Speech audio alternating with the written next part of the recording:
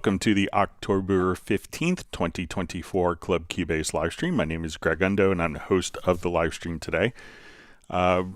If you have not attended a livestream before, how it works is you can submit questions in advance to clubcubase@steinberg.de or simply ask your question in the live chat field. We will go through all the questions chronologically. If you don't see an immediate response to your question, we will go through them chronologically. We may be at sometimes 30, 40 minutes behind the live chat. I'll try my best to catch up throughout the live stream. But if we could avoid asking the same question repeatedly, that would be appreciated. Just kind of slows down the whole process. When asking your question, if you could specify which version of Cubase you're running. Is it version 11, 12, 13? Which level of Cubase? Is it Cubase LE, AI, Elements, Artist, or Pro? And also which operating system. That information is helpful. We should have an index of all the topics discussed in today's live stream pinned to the top of the comments field with timestamps several hours after the live stream ends, so you could quickly navigate. But if you wanted to search for topics that have been covered in previous live streams, there's over 34,000 topics. You could go to cubaseindex.com, and we want to thank Jan from Stockholm for creating a wonderful site. We have two people that serve as moderators on the live stream. We have Agent K and Jazz Dude. They're not Steinberg employees. They just do it out of the goodness of their hearts to make it a better community experience. So we want to give special thanks to them. Also, we'll give an added special thanks to Jazz Dude for his work with the Cubase Nation Discord, so the unofficial Cubase Nation Discord site. So that's a wonderful resource of tutorials and links to various things that are very relevant for the Steinberg community. So once again, my name is Greg Undo. I work for Yamaha Corporation of America. I primarily focus on Steinberg products, and I'm the host today, and I'm presenting from the United States, just outside of Washington, D.C. in Alexandria, Virginia. And if you're watching this live, please feel free to introduce yourself and tell us where you're from. And with that, let's go ahead and get started. All right, so we see Darshana Rajapaksha just saying hello, and we have Sintu Raj also saying hello. All right, we have Tim K joining us again from Zeist in the Netherlands, and his cat Buddy is waving a paw to my cats Steven and Mark Raven's dog Stella. He has a project open so he can follow along, and he's ready to learn. All right, so we have a question from George in Germany. It says, Greg, when I solo an effects track, I would expect only to hear the tracks of which sends feed the effects track, right?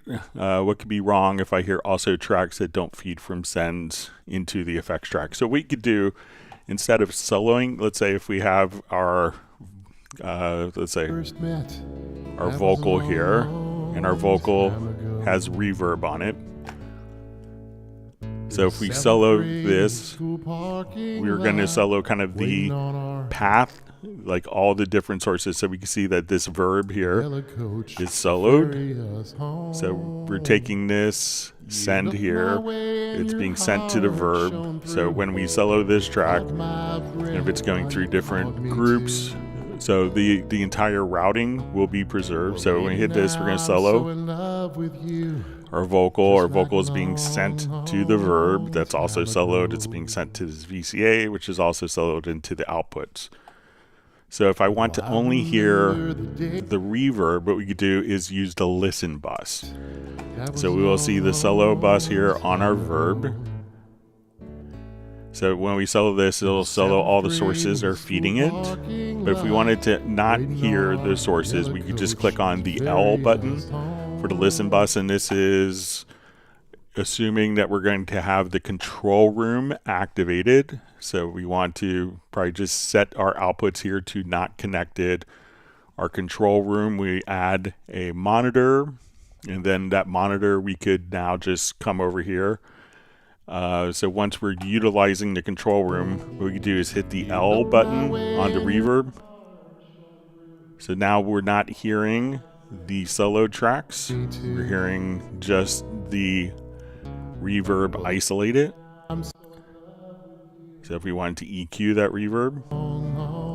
So again, soloing the effects channel will solo the sources feeding it. Oh, I remember the day. If I want to hear just the reverb, like a long, long time ago. I would just come over here and hit the L button. First kiss, there was no regret right after that show. So solo will blend it with its sources, and the L will isolate just a reverb by itself. All right, and George also asks, also I have sends from drum track to effects track. If I solo the drum track with the effects in, I would expect that the effects track is also soloed, but it isn't. What am I doing wrong? So make sure that, so as we see, I'm going to come over here and solo the reverb. So as soon as I solo the reverb, if it's being routed out to, or solo the vocal, it's now being fed to the reverb, and that is soloed right along with it.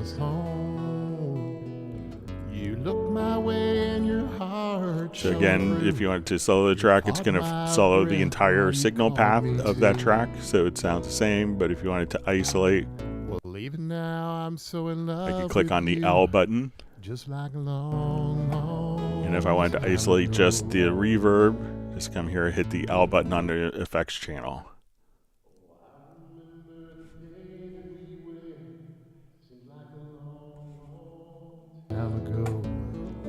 So let me know if that makes sense for you. All right, wonderful to see Michael Marshall from Somerset, UK. We have Stefan from Sweden. We have Flyvy from Winnipeg. He's visiting his parents, not in his studio. Thanks for joining us. Say hi to your parents for us. All right, and we have Jan from Cubase Index. We have Robbie Bowling from Dallas, Texas. We see Jazz Dude. We have Benny from Sweden. Alexander Plasko is checking into Hotel Cubase, but he may never leave, he says. All right, Sable Winters on. Hope you're doing well, Sable. We have the artist known as Love, who wants everyone to please hit the like button. Thank you. Great to see Braxel on.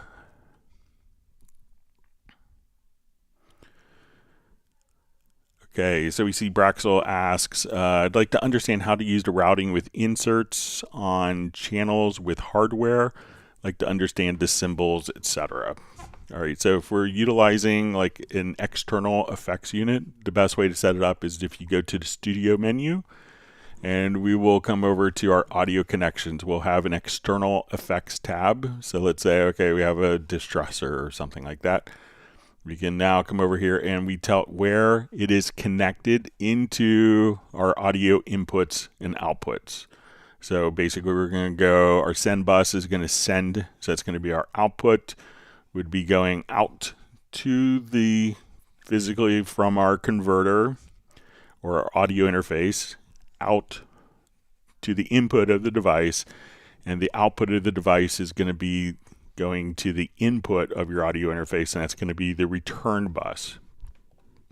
When we want to utilize the external effects, we could just come over here. Let's go to like an insert, and we'll see external plugins, and we can say, okay, I just want to open this up.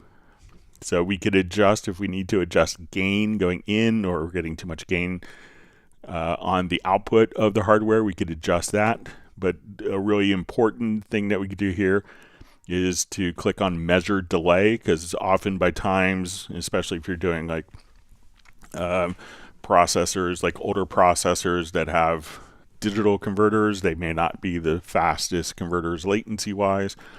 But what we could do now is we could click on that path, and that will measure the path of the audio out going into the hardware, being processed in the hardware, and then coming back.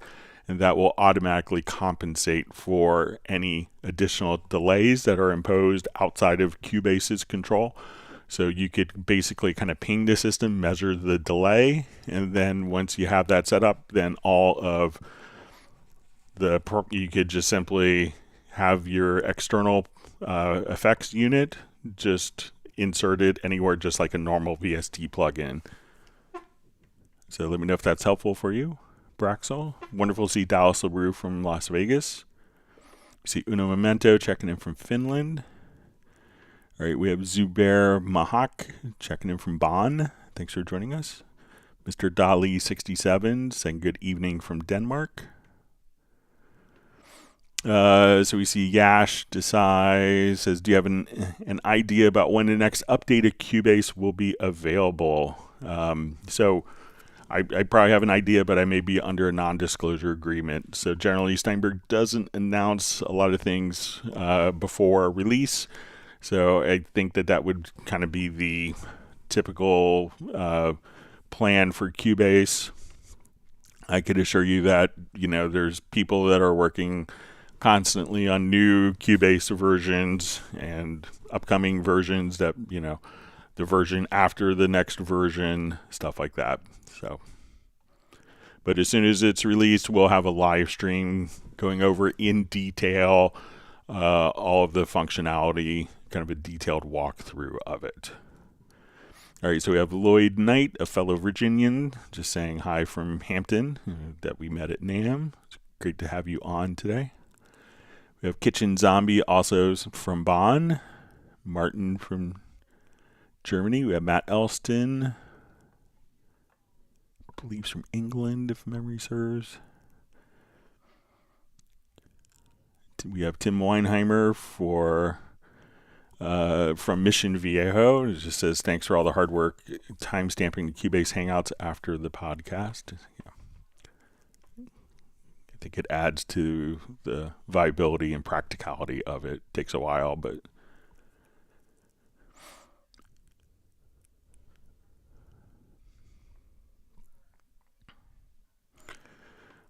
All right, so we see Yash Desai says a set definition from tempo bounces audio regions together. Is there a way for that to work while preserving the edits made to the audios? I don't think it really does. Let's go ahead and take a look.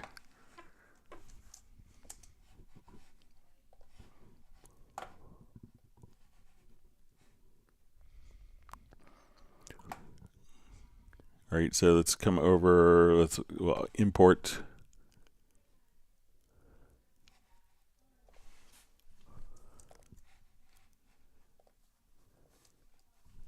Let's say we have two files here.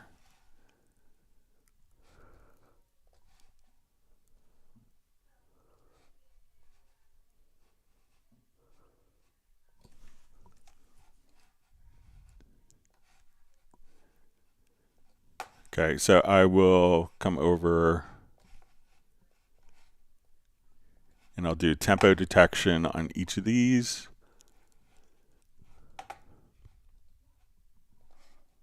So that we'll have varying tempos to work with.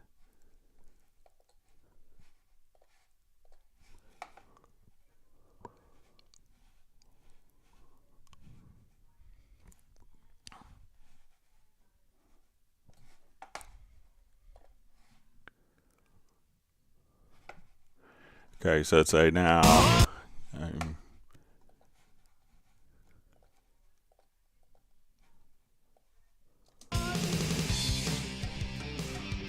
right, we turn on. All right, so we've done our tempo detection, and now, so we have two separate files, and so we see set definition from tempo bounces audio regions together. Is there a way for it to work while preserving the edit? So let me go ahead and make regions here.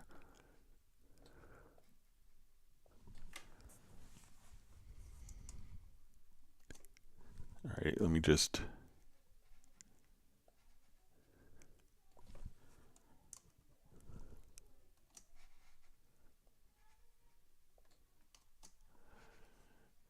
Okay, so...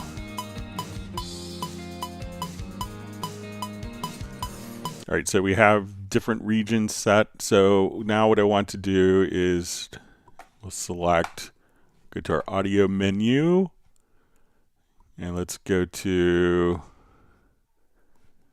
advanced, and we'll set definition from tempo.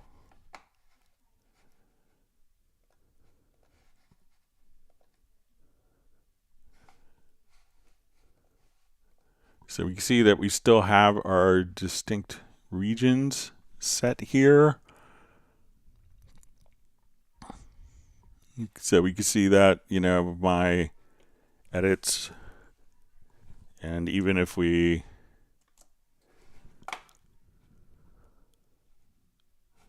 undid that, so let me come over here, adjust, we'll do like a fade in, fade out.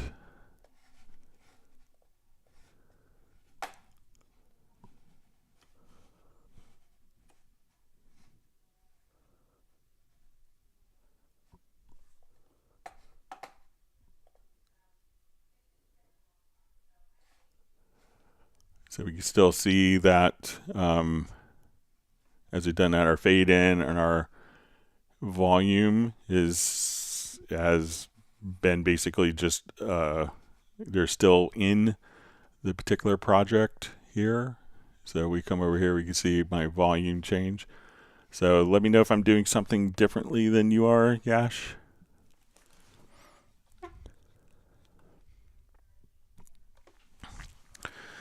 All right, Uno Memento says, what's the difference between playing the grand piano as a standalone versus via Cubase? When I play the standalone grand, there's a remarkable latency, but via Cubase, there's not. The interface is UART242.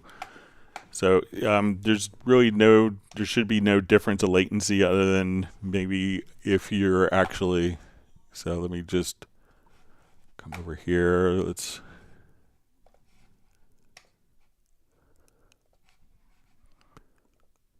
We'll add, let's say, the grand.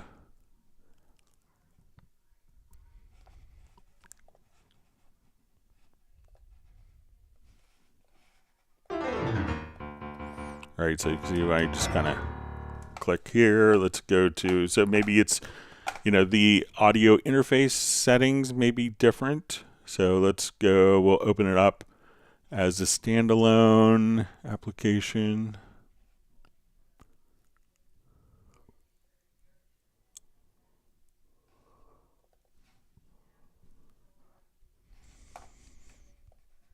All right, so we'll click on the same Bosendorfer.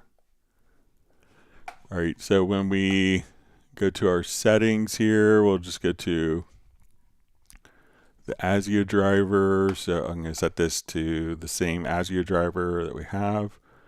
Make sure that we have kind of the same buffer size.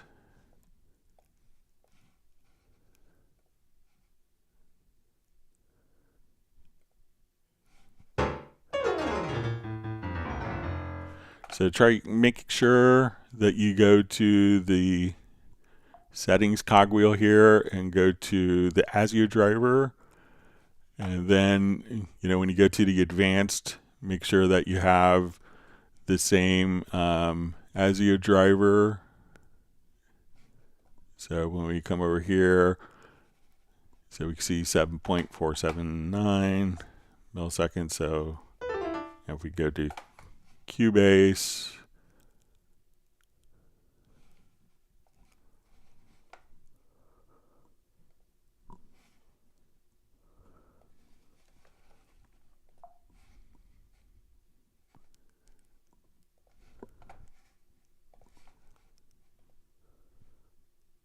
so it's actually a little higher in Cubase, but nothing substantial with that. So, but make sure that you have in the standalone, if you go to the settings here, that, you know, you've adjusted the buffer size in the advanced. Okay, so I have lower buffer size here, so we'll close this and we'll take a look.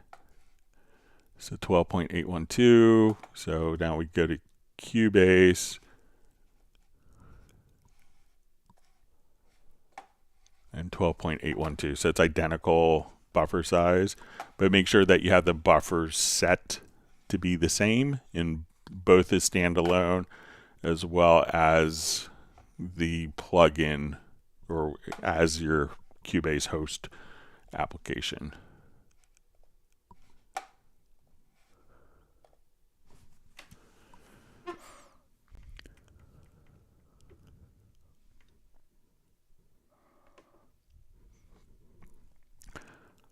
All right, great to see Arnold's canal.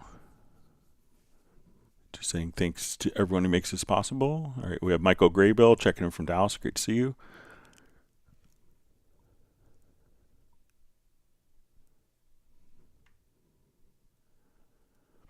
All right, so we see from George says, yes, Greg, about the soloing the effects, that makes total sense. But if I solo a track with the send on, the effects track is not soloed together with the source track.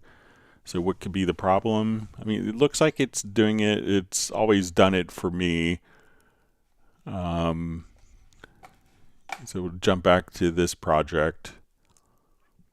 So tell me if yours is,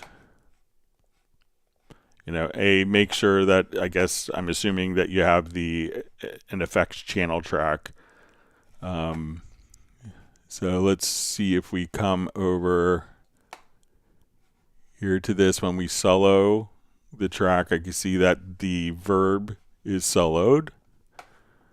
When, let's say if I come and I set that to no bus, I solo, and let me just see if this is being routed in any way.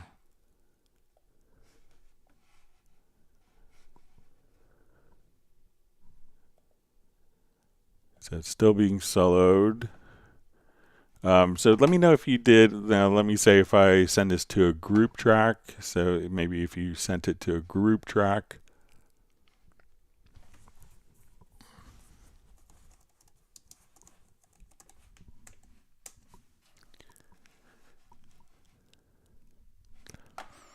All right, so we have our group track here, and it's being soloed to, and let's say on our group, let's take a send here. So now if we solo, we should solo the lead vocal, should solo the group. So let me know if you're running the reverb as a group, or if it's, just check the routing here.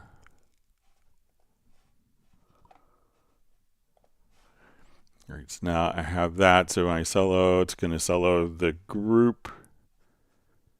The group is being routed to the verb.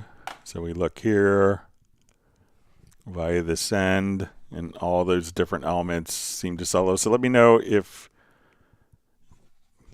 but it seems like it's working when I solo the track, that the reverb is soloed with it. Let me know if you're having different behavior, George.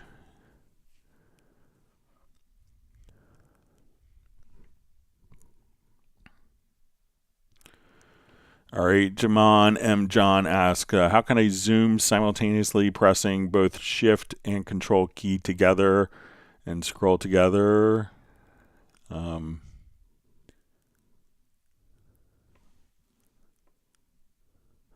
It says now the shift scroll doesn't work if I'm holding the control key too. You want to press both keys. So I'm not sure if you want to.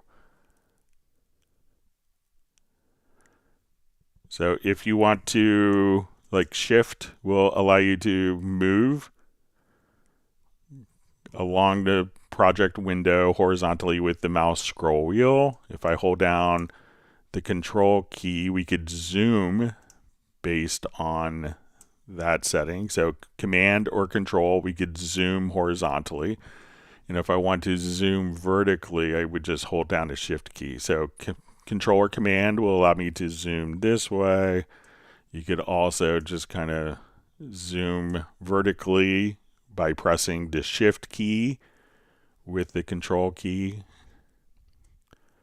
And then if you wanted to, you could also use the zoom tool. So you say, okay, I just want to see that, and double click.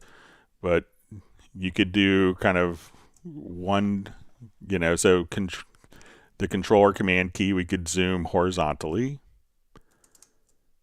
We can shift to navigate horizontally, and shift plus control or command will allow us to zoom vertically. So, but if you want to do like both at once, I think you have to kind of do them as separate actions just to make sure. But if you want to do both at once, you could just go to the zoom tool, say, okay, I want to see this, and then double click in a blank area with the zoom tool, and you could get back.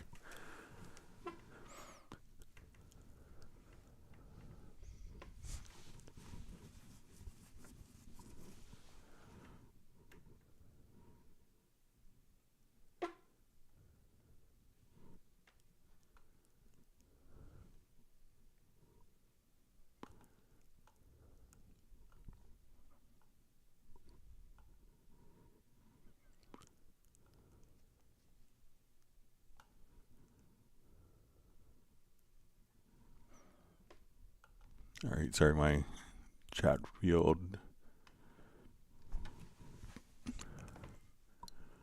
jumped on me.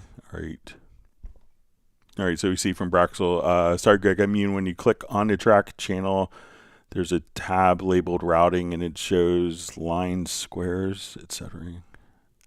Okay, let me go back to the original questions, make sure.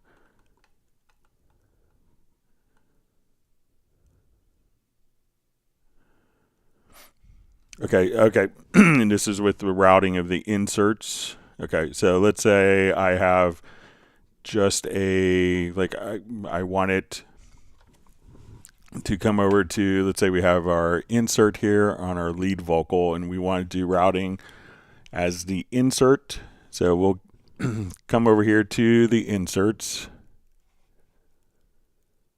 So let's say if we go to an external plugin, so let's say, and then at this point, if we open up the channel settings, so we'll just come over here, open up the channel settings, and now we could go to the routing. So when we see our routing, we can see that the signal is kind of going through on both sides. So, but if we wanted it to be just mono, we could do that. Let me just go to like a stereo track so we can show you. So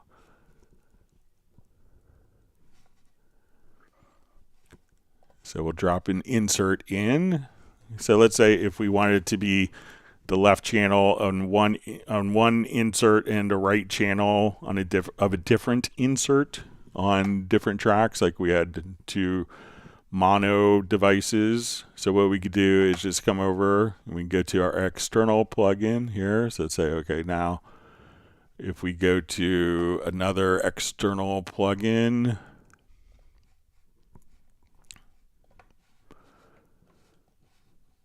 okay, so now when we go to routing, we could say, okay, I want this to be mono, I want that to be mono. We could double click, and the one that's making the connection is what we see, kind of this line, and this channel is bypassed. Now we go to, so now we can see that the left channel is being processed. And if we go to the right channel, what we could do is just kind of come over here, and we could use kind of the plus sign. So the right channel is going to be the one that's processed on this insert, on the finalizer, the left channel on the distressor. So as soon as you choose that we want this to be mono, we could double click, and that will open up the routing editor where we see the two dots. That means that that's the channel that it's making the connection with.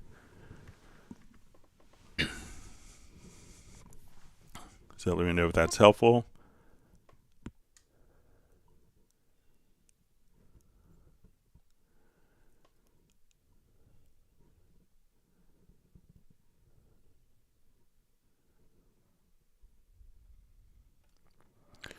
All right, so we see Samuel asks, when Cubase drops volume on VSTs, is my PC weak? So generally it's not, I haven't seen like, you may notice like more stuttering if it's going. So if you open up your audio performance meter, this should give you kind of like an idea of how your performance is, but it could be, I would say that usually high audio performance that's being utilized on your system may not be affecting the volume of tracks. But let me know if it's a VST instrument or if it is a VST effect plugin that's actually causing an audio channel to be processed. But generally you may notice kind of more stuttering and like the playback get a little slower, a bit more lethargic before, but I haven't really noticed like volume dropping on particular PC VSTs. So, all right, and we have Adam checking in from UK. Hoping everyone is well. Thanks for joining us this evening. So wonderful to see Mark Rabin on. Stella says woof, so everyone give a big woof to Stella. It's Mark's dog. All right, Sven asks, hi y'all, now that we are all both Cubase and Nuendo users, and Sven took advantage of the Nuendo crossgrade from Cubase, so it's 50% off currently. It says, I'm sure there's one question on many people's minds. Exactly how interchangeable are Cubase and Nuendo projects? So I go back and forth all the time. You may get an indication that a particular plugin isn't functioning, but the project files, some of the aspects that can be different, if you did like a more extensive surround support for a channel configuration that's not in Cubase, you may be prompted to do the routing on a particular interface, but the project files are seamless. I've kind of gone back and forth for 20 some years without any issues. All right, we see Peter checking in from Montreal. We have Parabot 2 on.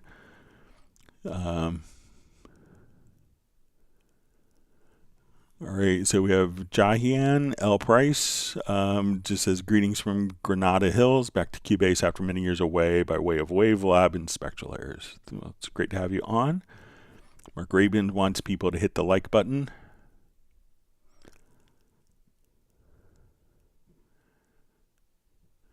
All right, so we have a question from Fameless. It says, am I getting my questions answered here? I have one important question. So just simply... ask your question. We'll be happy to answer it if we can. So wonderful to see John Costigan from Kenosha, Wisconsin on. All right, Marco1 is saying hello from northern Italy. I had a beautiful vacation there a long time ago. Had a great time in Venice.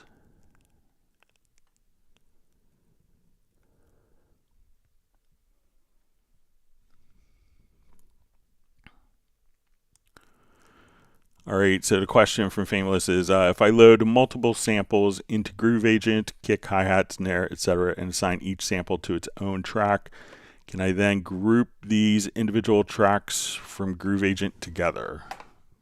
Yeah, let's give it a try.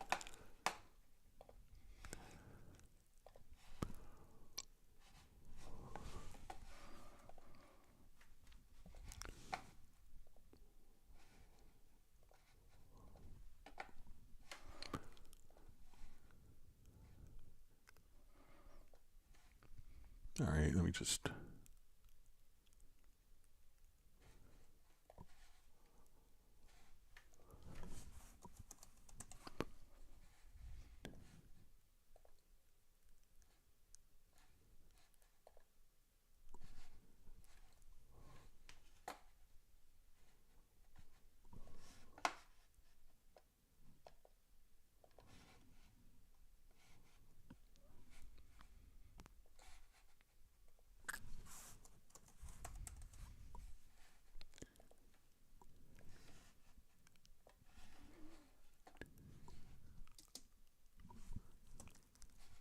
So check my control room.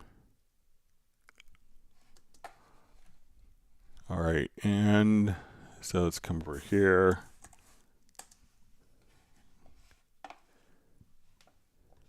All right, so I have 3 different samples. Let's put these to different outputs.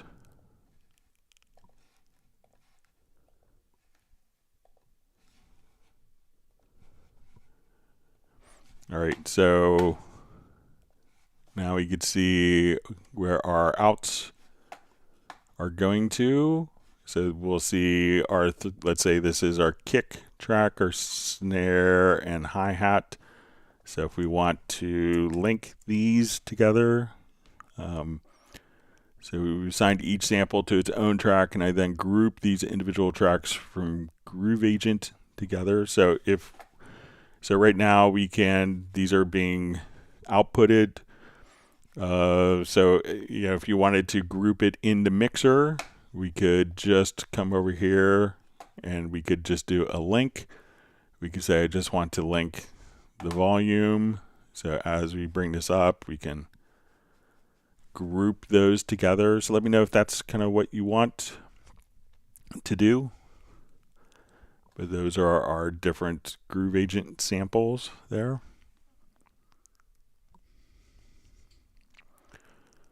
All right, John Costigan just says, hi Greg, where to find the notepad John Costigan just says, please take a moment to hit the like button. It kind of classes up the place. All right.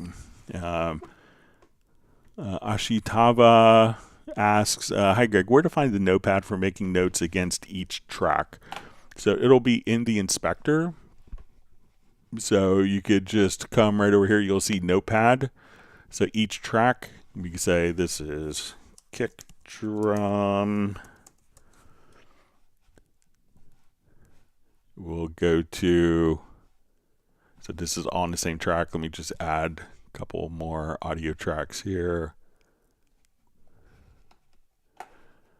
And we can say, okay, this is snare mic'd with 57 on top. And you could just type in kind of whatever notes you have here. All right.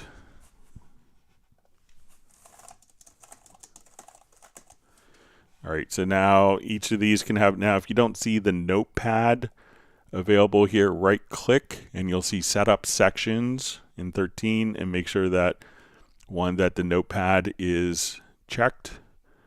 And then you can see your notepad data here. When we want to export, we have also a project notepad. So if we go to the project menu, this could be a completely independent notepad. And if we wanted to export all the track notepads, so let's say we come here to the notepad, and if we wanted to export the notepad data from our global and track notepads, we could come over here and say let's export notepad data.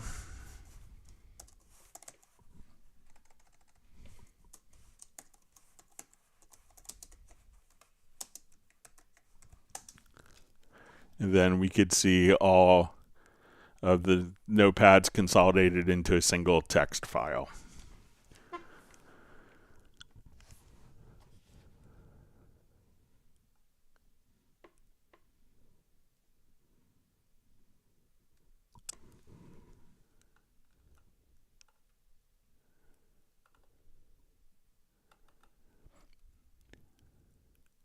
Okay, sorry, my chat field jumped. All right, so we see Jordan something says, hi Greg, hope you have your Cubase handy. My question is if you could assign a MIDI parameter to a marker time code part. I don't, it's still up in my son's room. But I will make a note to have it for Friday's live stream, or if you want to email me, I'd be happy to, if I find the answer, you could email me, Jordan something at clubcubase@steinberg.de. So email me there and I could give you the answer if you need it quicker, probably tonight as soon as I get done with the live stream here. Sorry about that. All right, so we see from Uno Memento says, thanks Greg, is wrong ASIO driver, now it's okay. Good, and glad you're one mouse click away from happiness.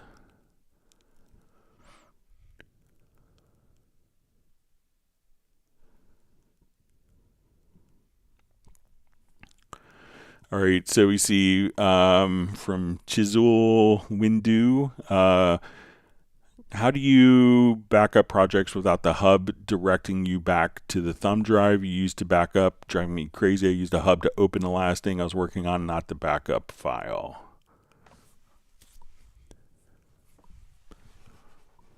Okay, so let's say we have a simple project here, so we'll do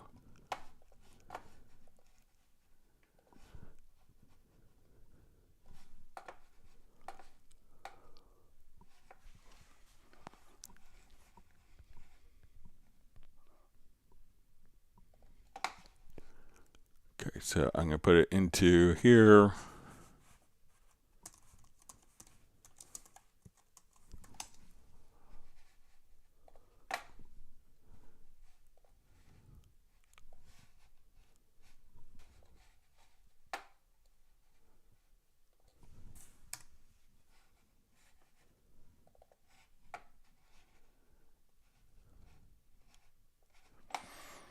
Okay, so now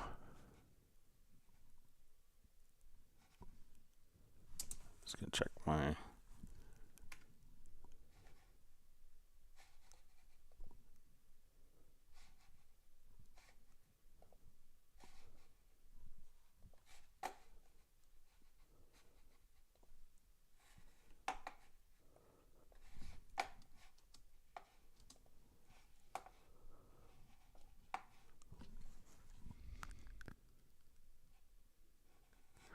all right, so let's go ahead and make a backup. So I'm going to save this as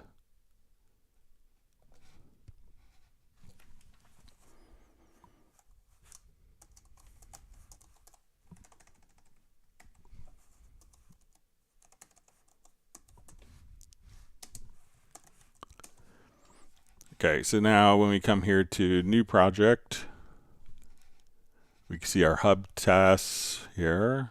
Shouldn't call it a test. All right, now I'm going to back up project. All right, so now when I back up the project,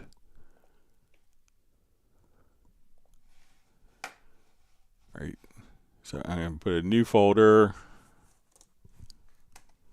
We'll call it hub test back up. We defined our new folder. Hit open.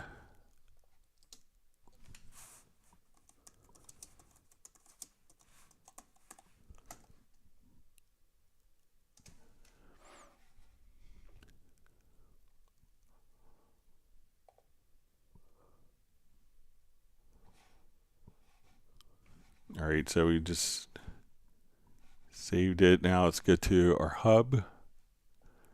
See if we, all right, so the backup is there. All right, let me just, I think we could just remove, right click and remove from list, but let me just check one thing here. Let's open up the original one.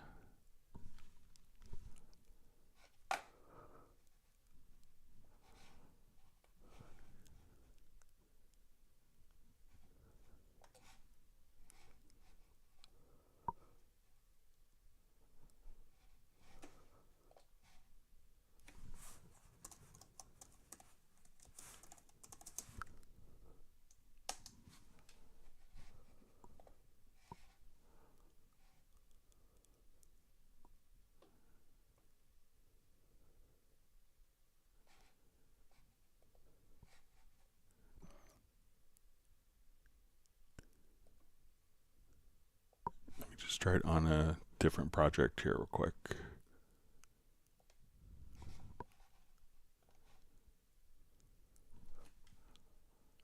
I wonder if the keep current project active.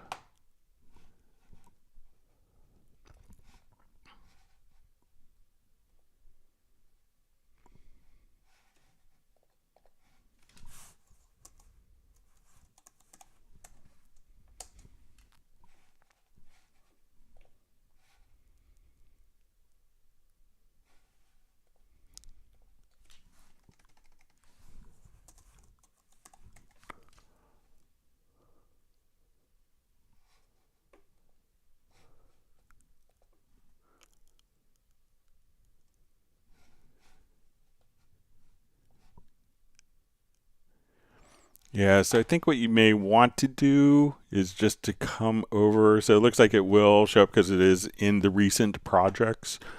But you can right click and just choose to remove from the list, and then you're not going to see it. So I understand kind of the logic is that, you know, it was a recent project, but I'll pass that along as kind of a feature request, but you can just simply right click to remove.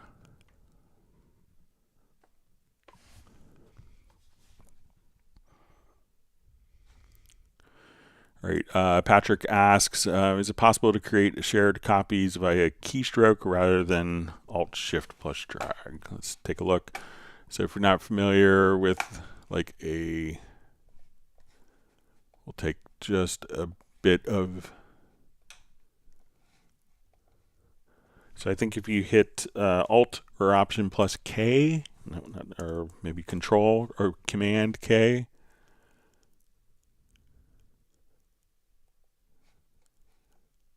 here we could activate shared copies so that if we make an edit here,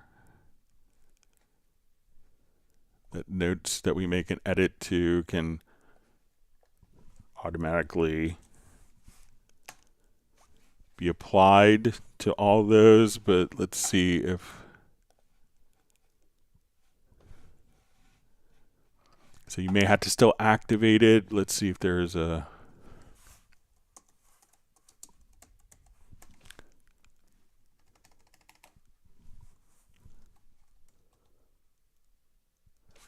yeah, I don't think that there's a keyboard shortcut for that, but if you do if you hit Control K, you could just simply turn it on. If that's, and if you don't use that function for non-shared, then you could just type in, and then you could have the shared copies, as we can see indicated right here with this particular icon. So I think that's the only way you could speed it up, by utilizing a keyboard shortcut.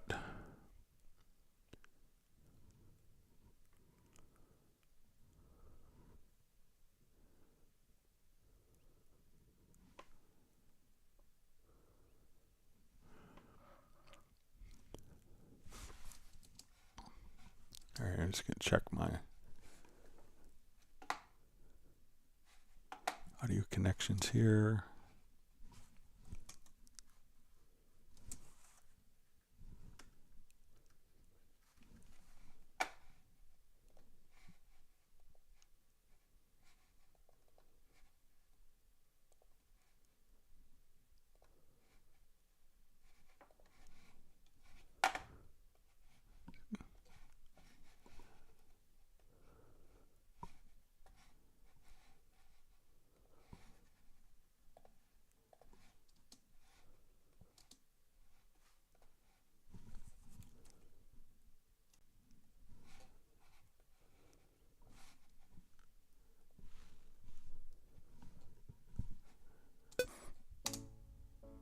All right, so let's go to the next question. All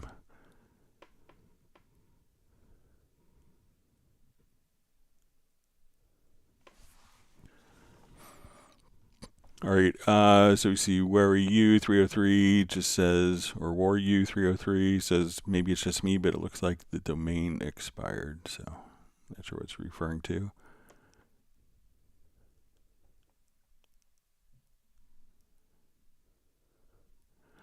All right, so Patrick asks, is it possible to have newly created MIDI regions not get automatically merged with prior regions?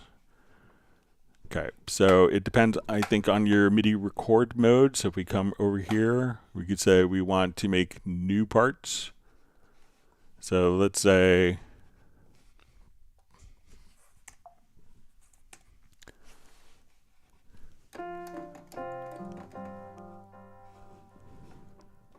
check my,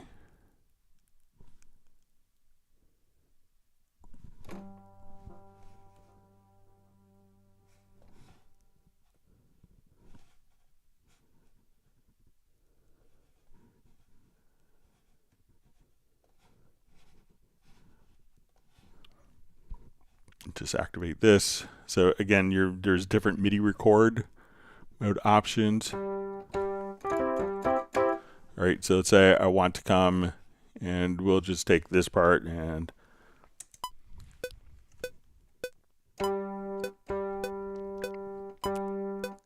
So we have just like this one note. All right, and now I want to record, so I'm going to put my MIDI record mode here to new parts. So as I hit record,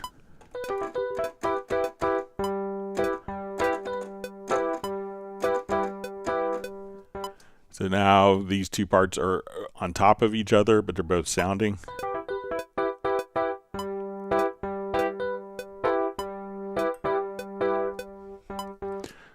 So this way we could go back and forth, but we just came here to your MIDI record, and instead of merging for linear and cycled recording, we just put this onto new parts, and the parts will get stacked on top of each other if you don't want them merged or if you want it to be replaced. So now if I put it into replace, I could come over.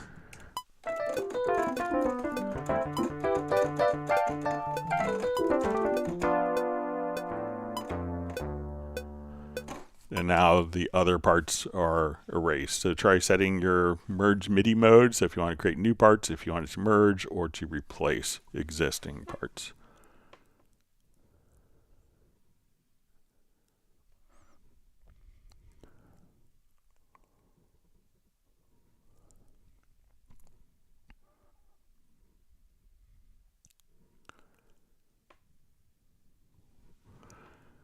Okay. So we see Patrick just says feature request, insert MIDI information into regions directly from the project window without using the key editor. Example, copying and pasting CC data between different regions. All right, so let's say if we have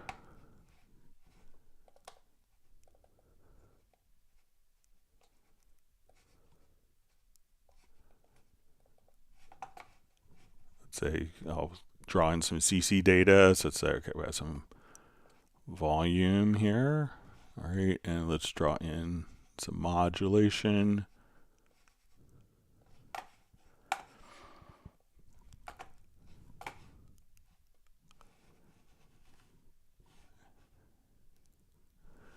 Okay, so I think if we go to our logical editor,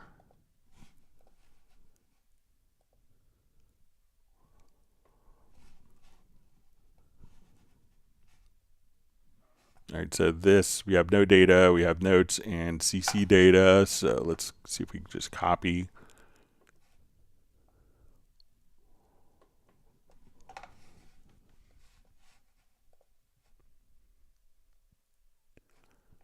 All right, so I'm just going to select type is equal to controller.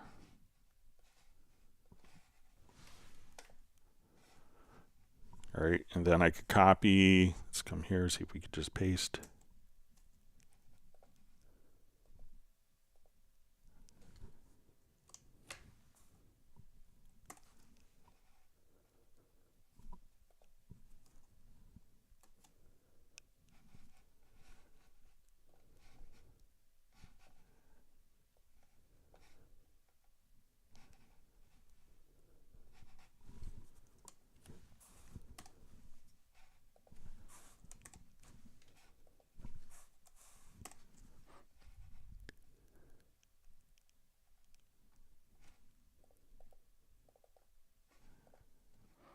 All right, I think I just did like a macro for this. Let me see if I still have the macro.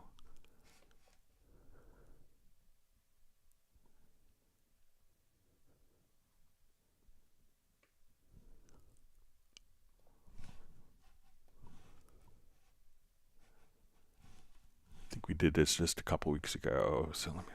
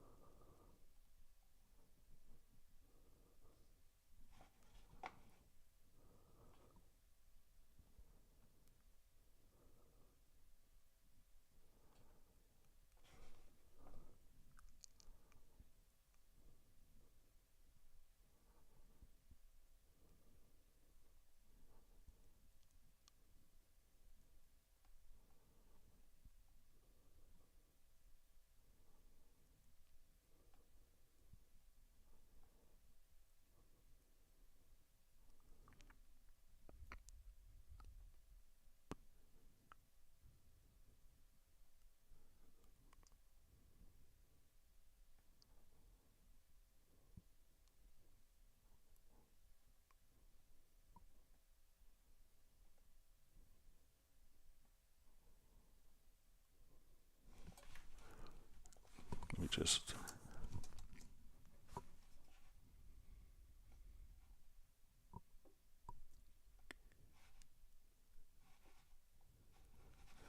all right, let me just see if we can.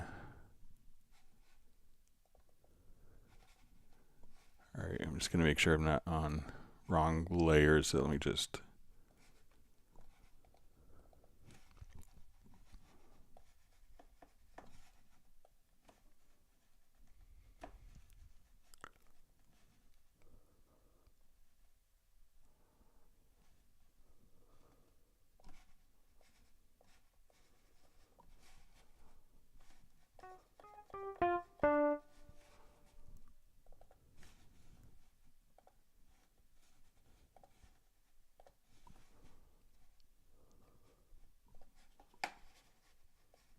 Okay, so now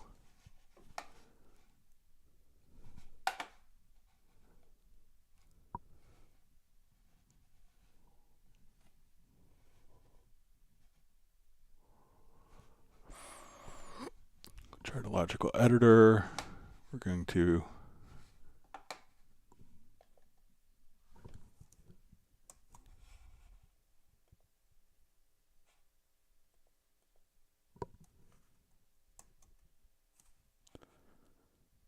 so with that logical editor, and let's just check, make sure the. All right, so we can see if we can make this into a macro. So I want to.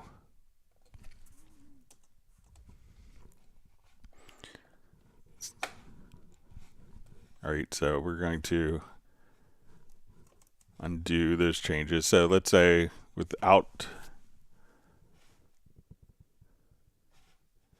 let's say if we close this, we'll come over to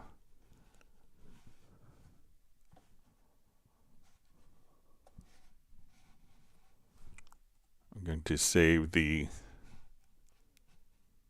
MIDI logical editor preset.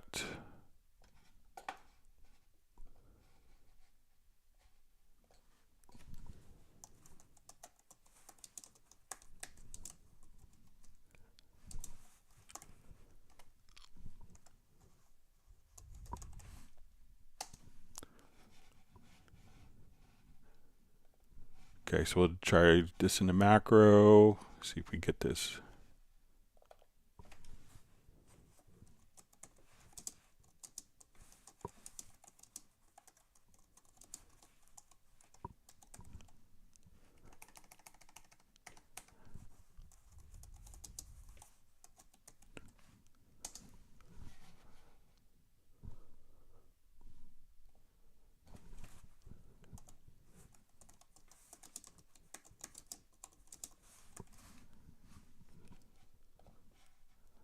Okay, let's add that as our command.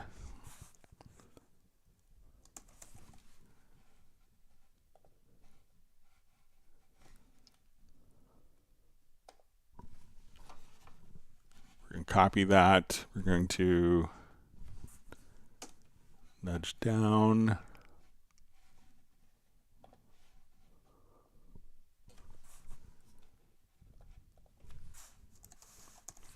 Then paste.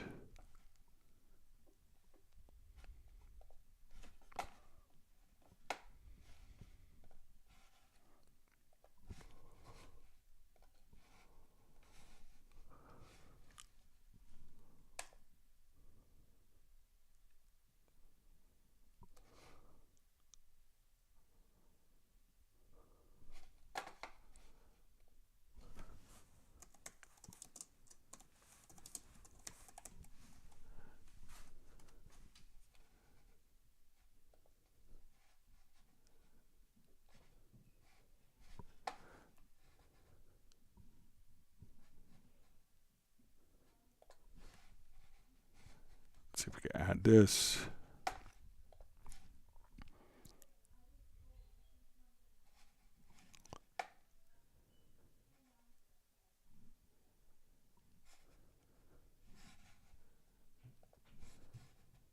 right, I'll try this.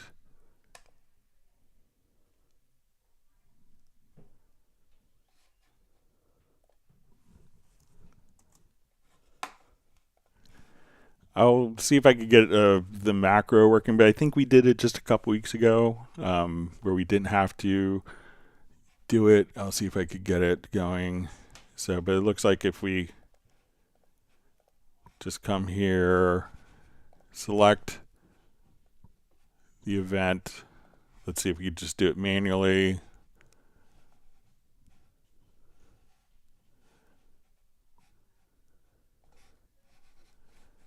Okay, so I copy that.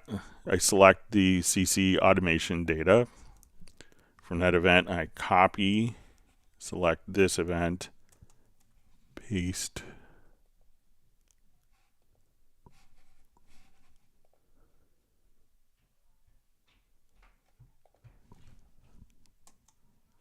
So if we do it, so there we could see that it's pasted right there on top. So let's say if I want, so it could be just that we have to, let's see if we,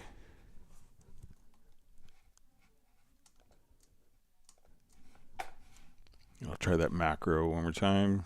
It could be depending on what is maybe selected.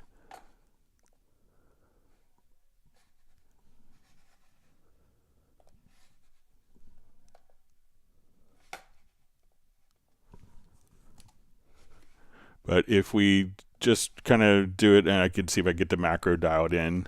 But let's say if we're here, no data here, I have my CC data here. I want to select, then just do a copy,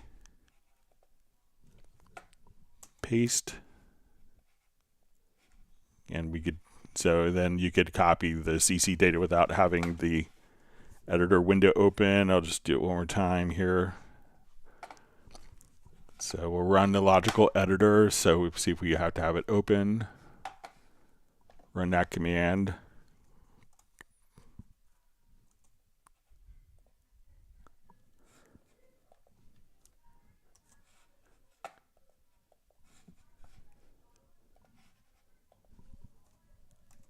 And then paste, and we could see that the MIDI CC data is automatically just carried over. So, but I'll see if I get the macro kind of dialed in.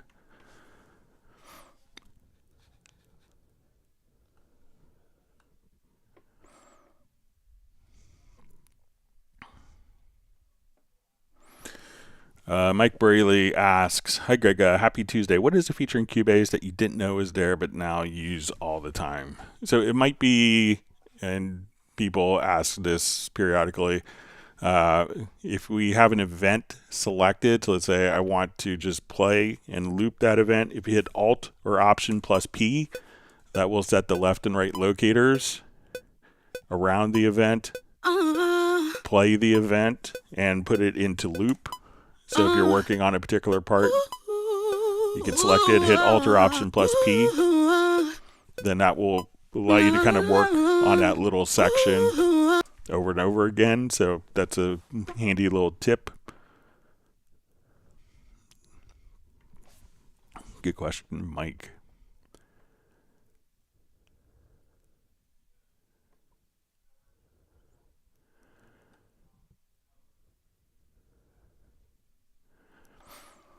All right, so we see Samuel just mentions that it's the VST Falcon and HALion, etc., dropping volumes. So, see what happens if you're, what I would do is, if you have a lot of tracks, one of the things that you could do is if you have a lot of instrument tracks, you could select a number of tracks and try to disable the tracks. So you'll see disable selected tracks.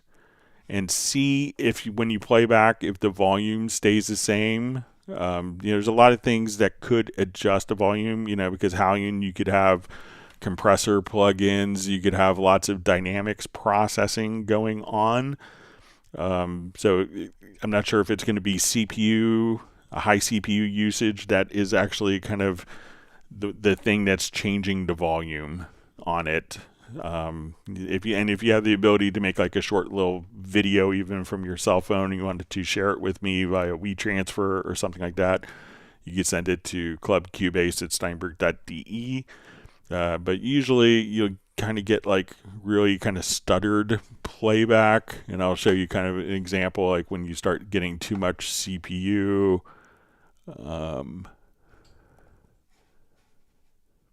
So usually when you get kind of high CPU,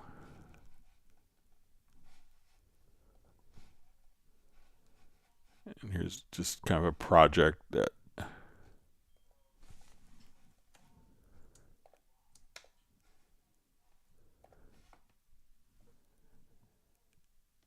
which has like a super heavy plugin on it.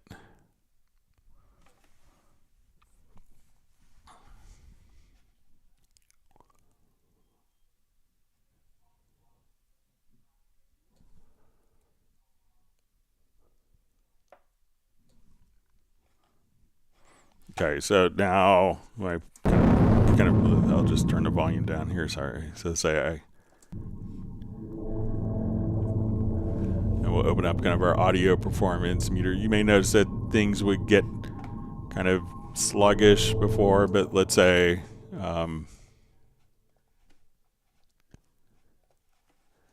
I'll just disable these just to kind of show you. So I did this as kind of like a CPU comparison. I want to take this one track that has like 16 CPU, 16 super high performance plugins on one CPU core. So usually this is kind of the behavior that you would see, and you would see it pretty quickly here. Like you'll see red areas on the CPU, on the audio performance meter. Let's get this loaded up here. So you see how like the playhead is, and that's just because we have 16 plugins on one CPU core as opposed to kind of spreading out. This is usually what happens when you're running into high audio performance territory versus kind of the volume. The volume may kind of cut in and out, but not necessarily drop volume. So, but try to disable a number of tracks and see if that makes a difference in the behavior of your system. And again, you could just select a number of tracks, right click and disable tracks. And now that they're disabled, it says enable, but you'll see disable selected tracks. So you could try that.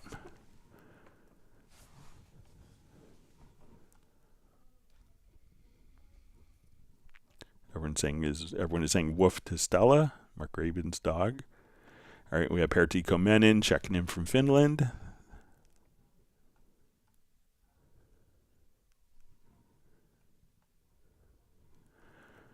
All right, so we see what's your opinion with the new Studio One 7? So I haven't really checked it out yet.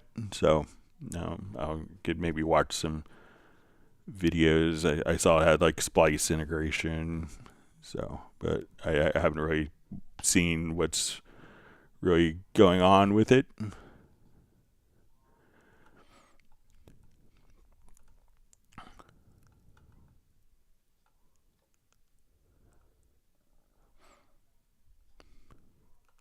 Right, sorry, my chat field jumped. Let me find my spot.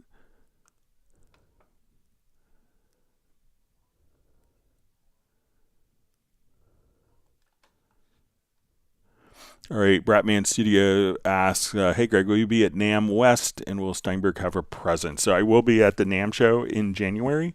So I'm not sure if they're, maybe similar to what we've had. I think there's some NAMM planning meetings going on this week.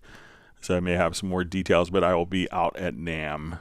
And we'll also, if anyone is in Nashville next Wednesday, we'll be having an event at Soundcheck at the Yamaha Audio Lab next Wednesday at 7 p.m. Nashville time. So if anyone is in Nashville, just on the live stream.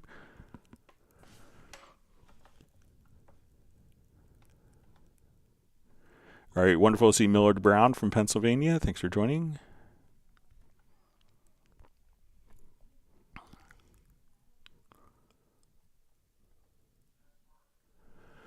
All right, Stacy Douglas asks, question, is it possible to fold used notes only in the MIDI key editor like in Ableton? So yeah, so let's go take a look. All right, so right now we have lots of notes in our key editor, whether they're used or not. And if we just come over to this little icon, we could go to our pitch visibility. So we could say show only pitches with events. So now we could only see notes that have the events. So if you just click on this little icon, or if we wanted it to show only pitches that are in the scale, we could have that set. So and we could set that scale in our scale assistant, but you could just say show pitches only with events. Just like that. So let me know if that's helpful for you, Stacy. Thanks for being on the live stream.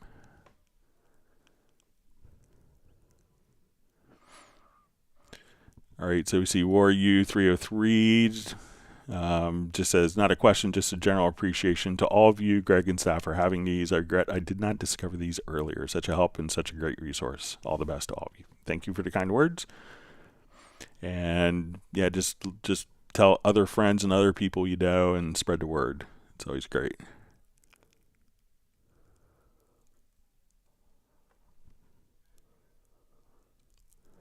See, Tim K says, as far as those keyboard shortcuts, uses a Logic Keyboard Astra built for Nuendo Cubase, saves memorizing the shortcuts, and I've got other plenty mouse/MIDI buttons available to customize.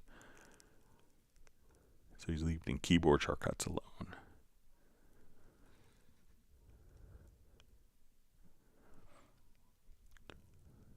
And Jazz Dude's just passing on a great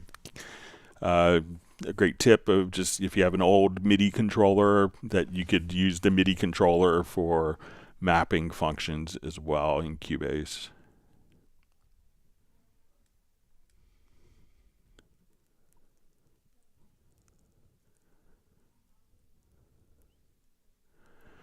All right, so we have Brad Mellisman. Says, hi from Saskatoon. Yesterday was Canadian Thanksgiving, so sending gratitude for these great live streams. Thank you very much. It's very kind. We hope you had a wonderful and relaxing holiday. And looking forward to our Thanksgiving. It's about 5 weeks off or so. It's always a nice time of year. All right, wonderful to see Daniela's Da Vinci Girl from Bochum, Germany.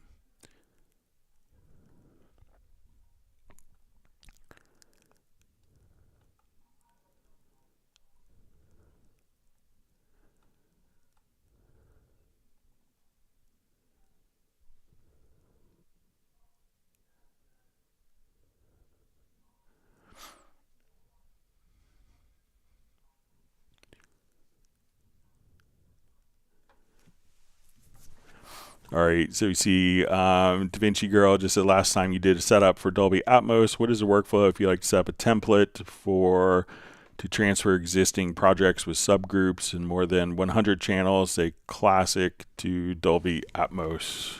All right, so if we have like a large project, it's really kind of the same type of function. So let me just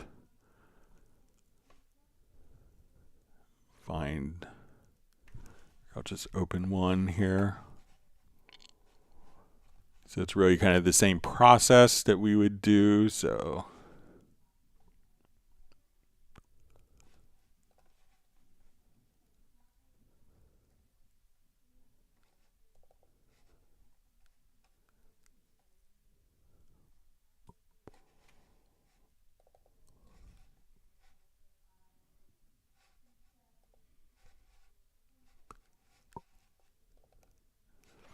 if I want to take this project from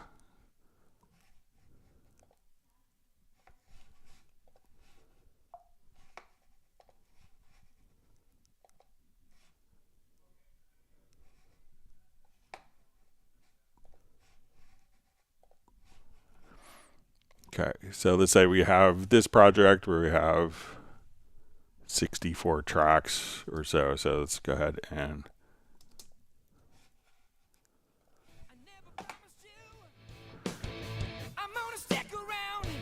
all right, just gonna make sure project's at 48K. So yeah, we're good. So So what I want to do now is I want to take this project, it's mixed in stereo, and get it ready for Atmos. And we have groups set up. Yeah, so we have our drum group here. So now, again, we would just go to your project and we would say ADM authoring, go to the setup assistant. All right, just kind of check these different elements. You want to say your down mix is set to binaural if you're mixing in binaural. And now when we go to each of the tracks,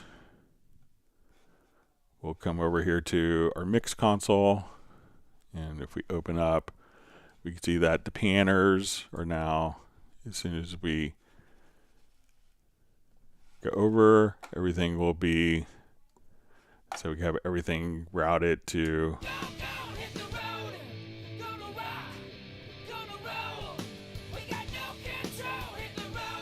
so if we want to take just our drum group here, and if you have headphones on,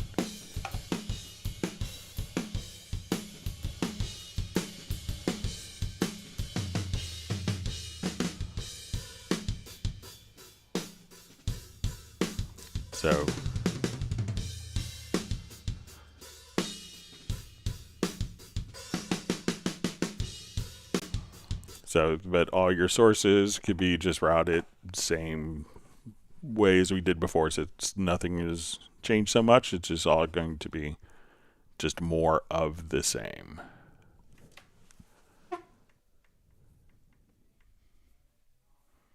All right, and we see Jazz Dude has some of my logical editor and MIDI logical editor presets that I sent him.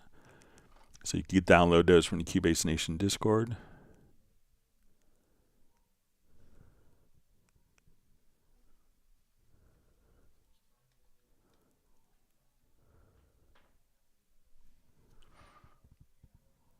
All right, so we see DaVinci Girl says she did start to convert 600 patches for labs to VST3, and I recognize there's a definite much lower sonic quality with VST3 compared to VST2. So is labs a particular VSTi? Because generally there shouldn't be any sonic difference unless there's maybe something wrong with a particular plugin. So let me know if it's labs, if labs is a particular VST3 plugin, but whether it's in VST2 or VST3 shouldn't make a difference in sound quality unless there's, I could see maybe if there was something that was coded incorrectly. All right, and wonderful to see Brian Sawyer from Beulahville, North Carolina. Hope you're doing well.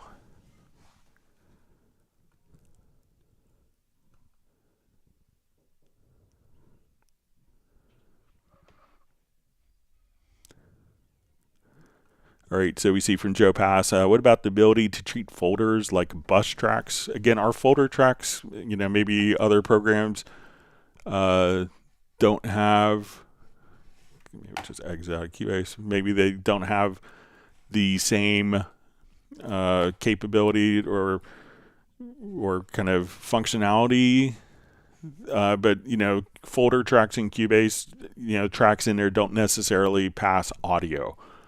But if you wanted to create a, something that was a folder track that was also a group track, we could, I'll just take these and we'll move it out of its current folder. So what you can do, again, so if we have an arranger track and a folder track, if we have a tempo track, we have a transpose, that could be in a folder track. So, think of the folder track as being organized, but again, what you could do is just select all of the tracks, and there's a macro that's included. My macro list could be large and intimidating, but we could say the default macros, you may have like half a dozen, and we'll say selected track to new folder and add group channel. So I'll just come here and we can see our drums. So now our groups, everything has been routed to our group. Everything is in a folder. And And if we wanted to go into our mix console, I could just say, okay, I just want to go to this folder track.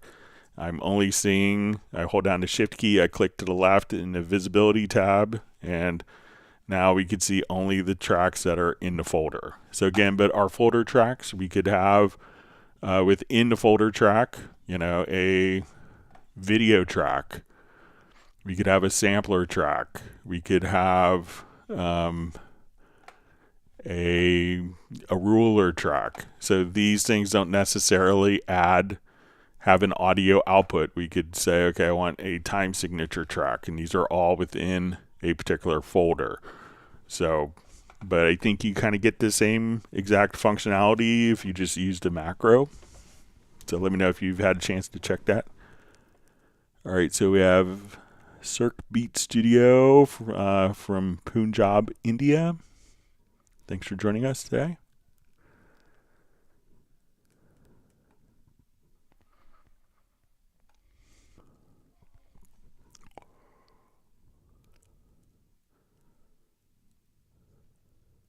All right, Steve Green asks, Greg, I have the same song on 2 different projects. I prefer one vocal to the other.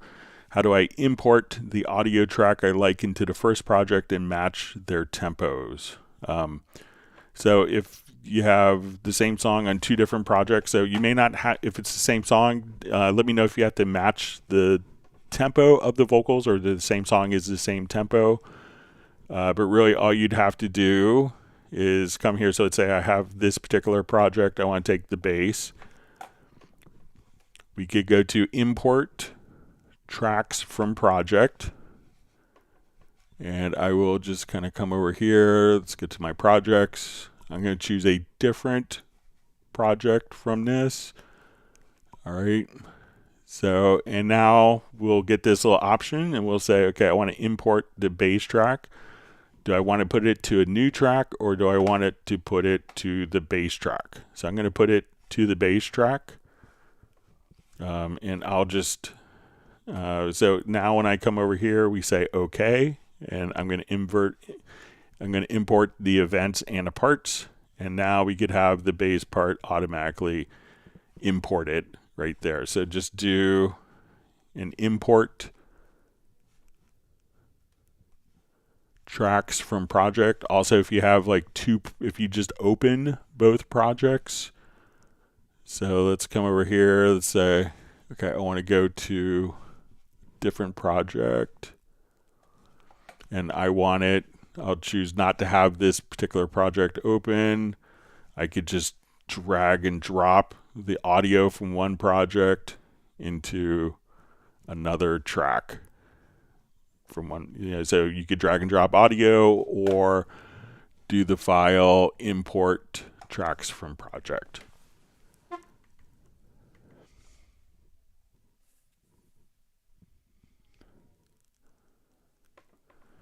All right, so we see Flyv's saying that the fall time is there. He has to go help his dad do the leaves, but he'll finish watching the live stream after.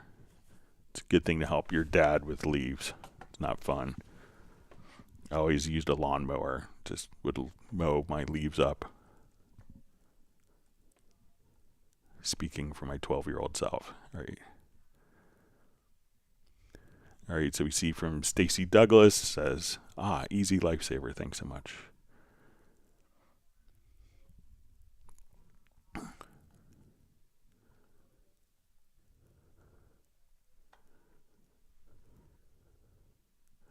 All right, wonderful to see Rob Hill from Los Angeles, California. We used to work together at Steinberg, North America, way back when. Great to see you on, Rob. I hope you're well.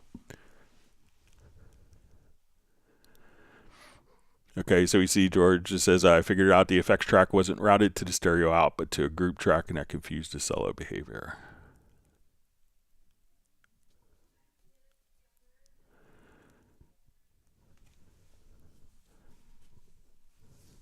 All right, so we see Joe Pass says, thank you for addressing this, but the folder track doesn't have audio control like volume or panning. So, but again, if we're in this scenario, we could just say that as, So the folder may not have it, but the group does. So if you just select the group track here, and here we could just take all the drums. So, you know, as we do that macro, that particular function is going to be completely set up. And if we wanted to adjust the panning on a group, so we can still kind of treat everything right there as well in the same way.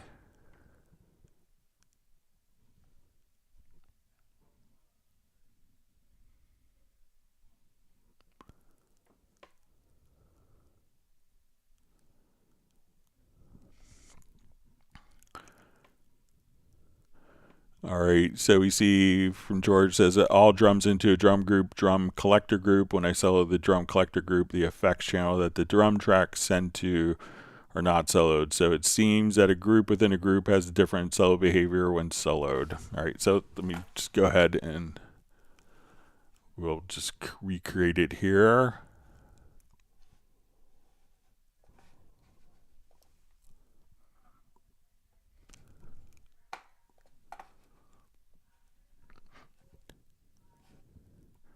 All right, so I'm going to take all of my drums here, and I'm going to send these to a group.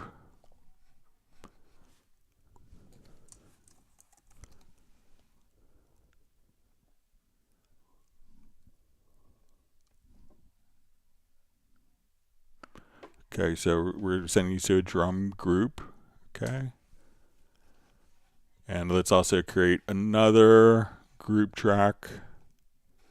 We'll call this drum collector. Okay, so right now all my drums are going into here. And let's say I want to send it to my drum collector group.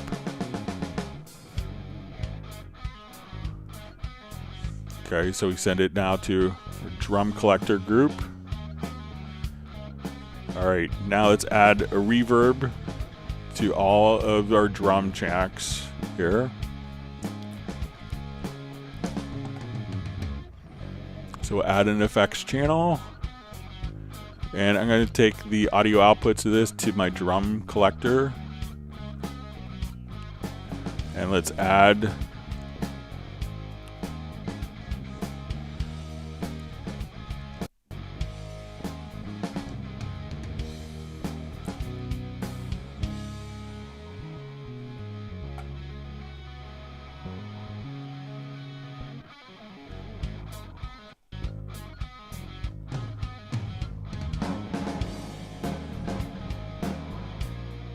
Alright, so now my reverb is also going into my drum collector, so when I solo the snare here.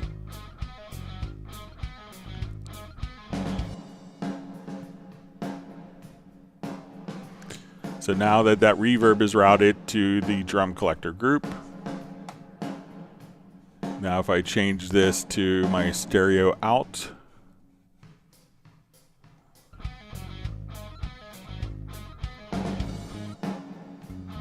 and if we solo like our drum collector group, so it looks like it's still routing, but you know, you could always just simply change the routing of the effects channel.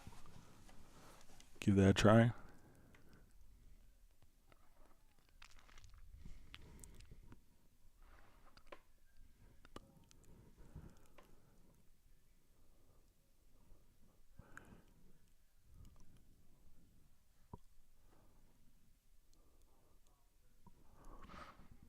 All right, so we see Joe just saying Logic, Pro Tools, and Studio One have the ability to control collapsible folders like bus tracks. I mean, it's, you know, but what if you want, again, different elements in your folder track that don't pass audio? What if you, I mean, do you really get any benefit? So if I come here, I could collapse, all my drums are still going to my drum bus. So is there really like a significant difference? I mean, I think it's doing the same thing, but it gives you more flexibility.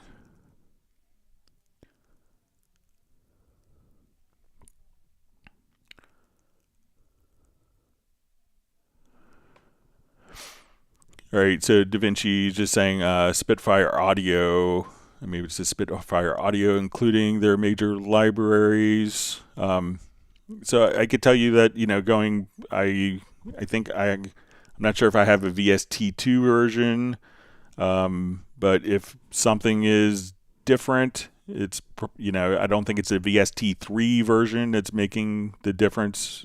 I haven't had anyone ever complain of the VST2 sounding worse than VST3. It's really kind of the same underlying technology. I mean, there's obviously a lot more, but if you have examples that you want to record and share with me, I'd be happy to take a listen to it. But I could load up a VST2 version of, I could probably, for Friday, if you want me to, load up a VST2 version of HALion and a VST3 version of HALion and see if there's any difference. I don't think that there will be. So I don't think that there's mistakes inside of VST3 that are doing that. But if you want to take two identical parts and two identical parts, one routed to the VST2 version, one to the VST3, I'd be happy to take a listen to it. All right, so we see from George, is there something like a routing overview window? It's a very tedious thing to find a mistake. Might be handy to have a routing overview. So any track that we have selected here is when we kind of click, we can say, okay, we have our mono in here, but we could just kind of see, okay, we have in our drum track. So let's come over here. Let's say we want to select our kick track.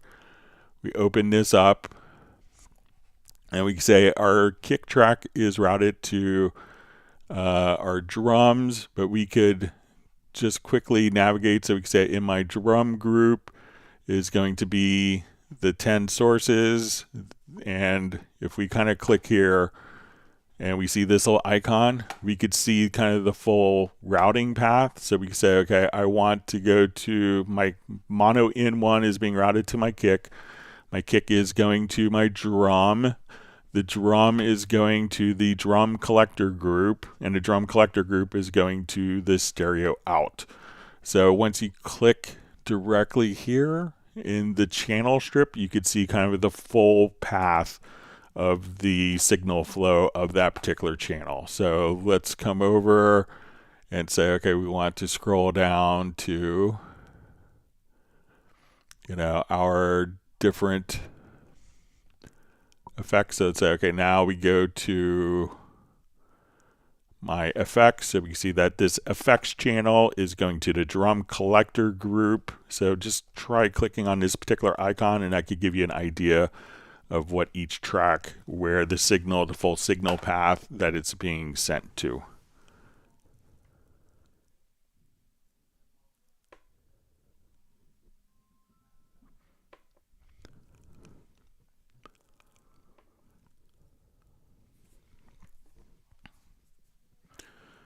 All right, so we see Steve Green just says, Greg, vocals from one project to another, they are slightly different tempos. How do I match project to project one's tempo? How do I match project two to project one tempo vox? Okay, so if we have different, let me see if I could create this quickly.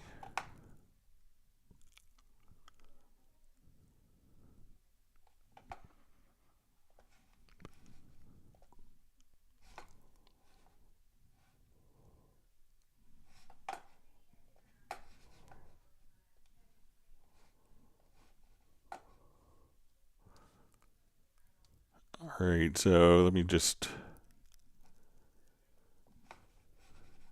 do guitar and vocals on this.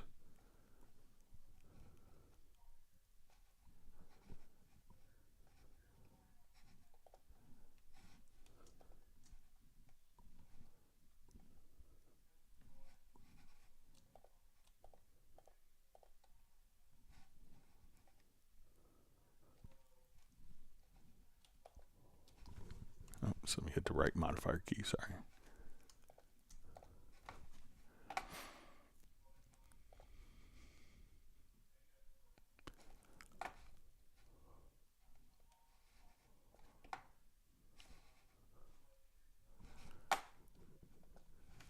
Here, I'll do a different project here that might, this one has tons of other issues going on.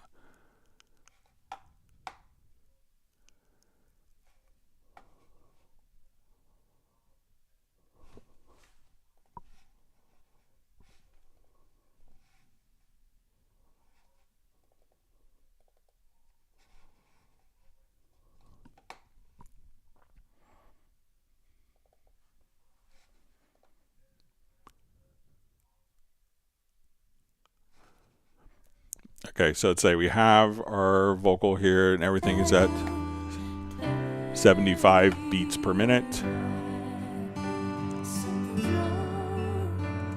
Okay, so I'm going to take this and let's make sure that everything is in musical mode. So I'm going to select these particular events and let's change the tempo here to 80 beats a minute.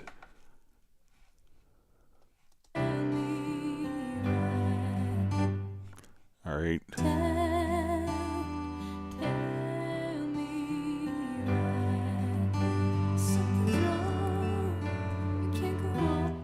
All right, so let's say now we're playing at, all right, so if you know what the tempo is of the original file, and let me know if the tempo is fluctuating or not, but let's say we'll save this project as,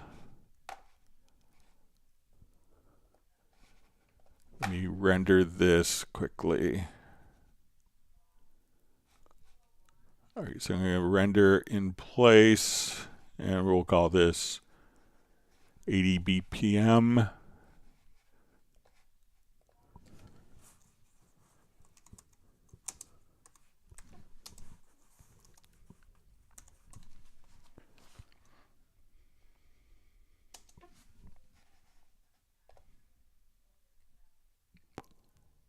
Okay, so we have that.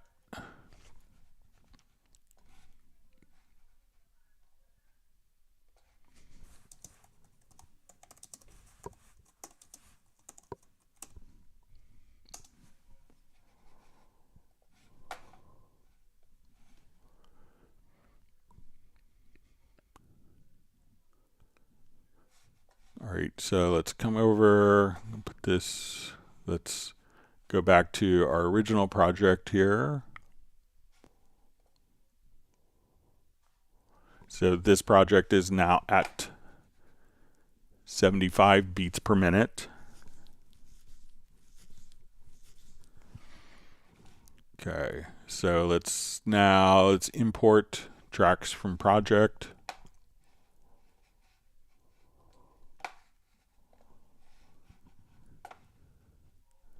And we're going to come over here.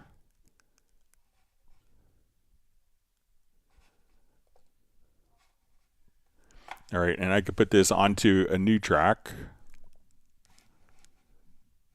Okay, I'm going to move this track up.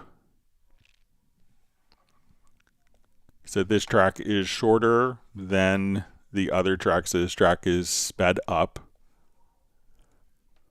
as we can see. So this is our original track. So this is the imported file at the different tempo. So I'm going to place this, because when we look at this in our pool window, we could see that we're going to have our Vox 80 beats per minute is now going to, we see the tempo indication from the tempo of the other project. I'm going to place this into musical mode, and we can see now that we place it into musical mode that it automatically fits and lines up with the other vocal. So just simply place that particular track in musical mode, and then that will take the tempo from the other one, the tempo stamp, and automatically fit it into the new project tempo.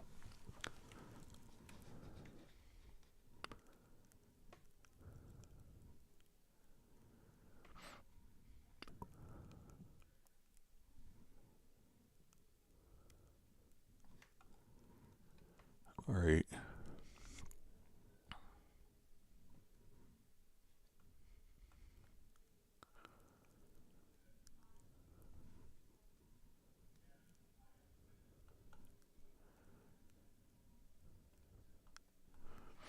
All right, so we see Collins Passat says, thanks for the tips and Cubase updates. Favorite DAW, much to learn, but hoping to get back into my comfy studio land soon. Thanks for being on the live stream.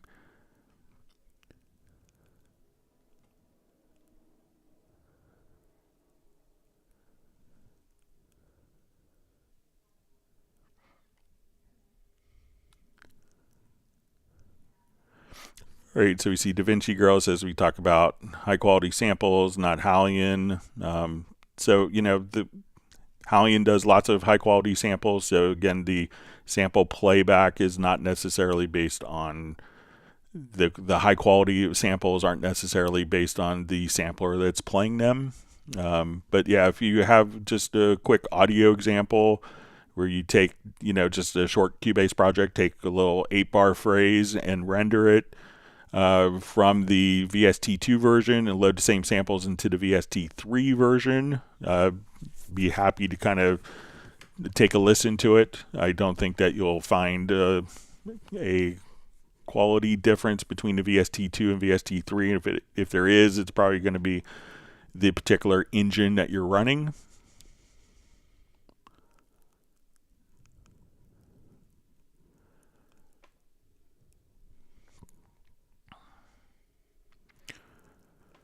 Okay, so we see from FlyV, what's the best way to stay on beat with the track when you switch the signature from 4/4 to 6/8?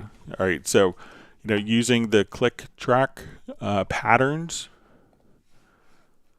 So let's say we'll start off here. We're going to add a signature track.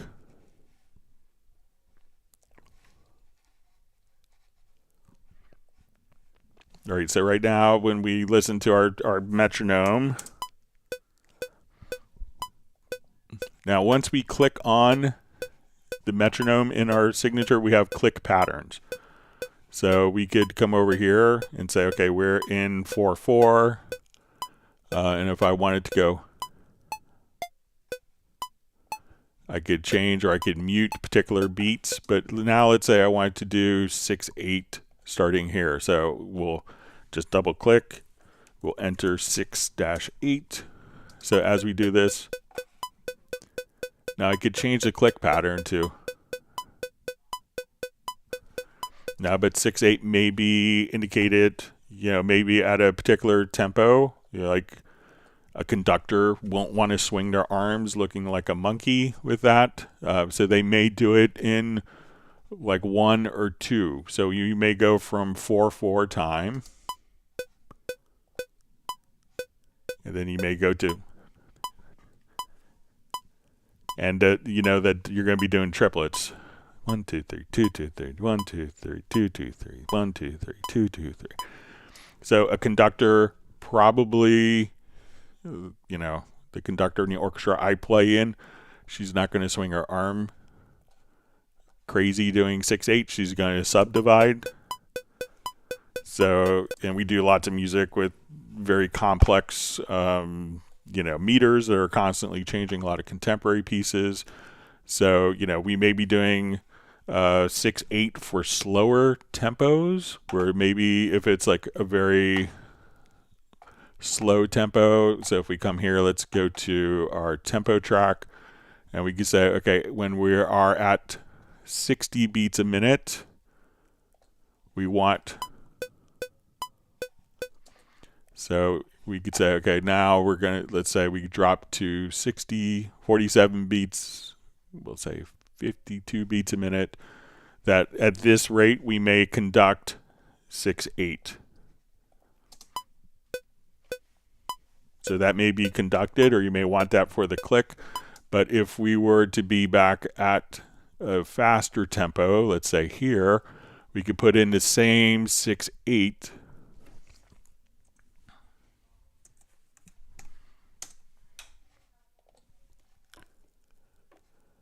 And we could have a different click pattern for this.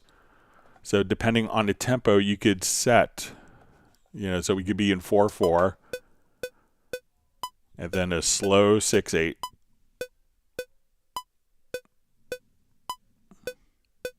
And then let's say a faster 6/8. And if we switch back to 4/4, we could just say, okay, I want to take this, and while we select it, we'll say, okay, I want this to be half tempo.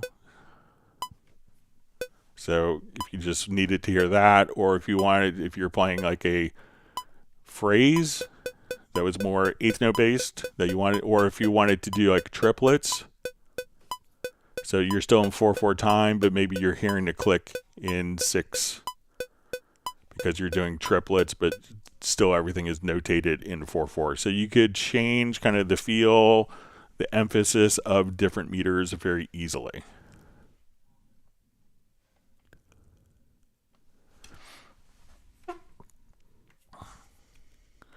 So let me know if that's helpful for you, Flyby.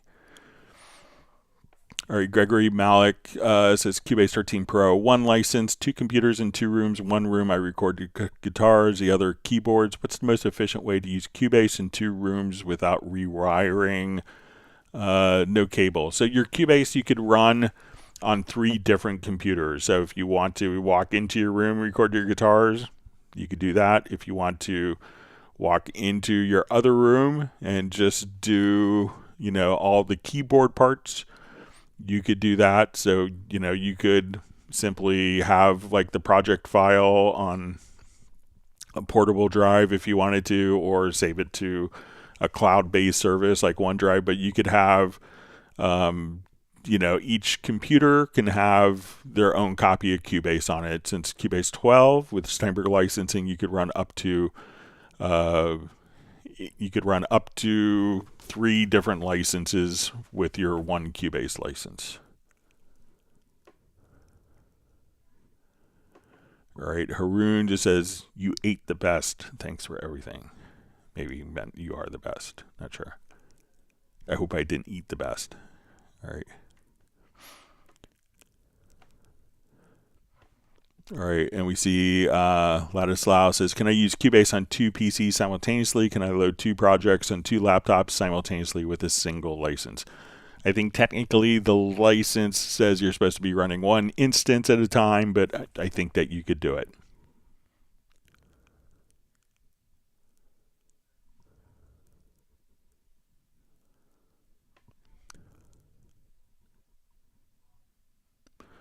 All right, so DaVinci Girl says the difference belongs to expression and dynamics of an instrument. VST provides with the same settings, less dynamics, or VST3 provides with the same settings, less dynamics and expression, so at least the same project in Classic samples like VSL and Spitfire and other libraries of Classic. It's really recognizable. So I would say that that's not going to be a difference between VST2 and VST3. So again, if you want to share a project, I'd be happy to take a look at it.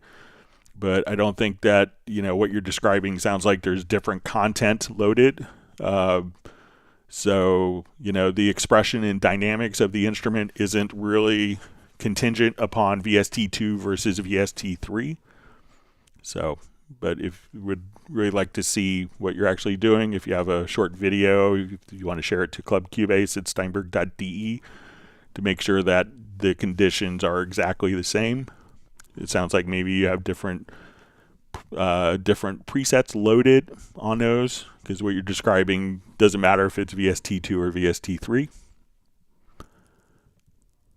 All right, so we have Bud Maynard checking in from San Francisco. Thanks for joining us today.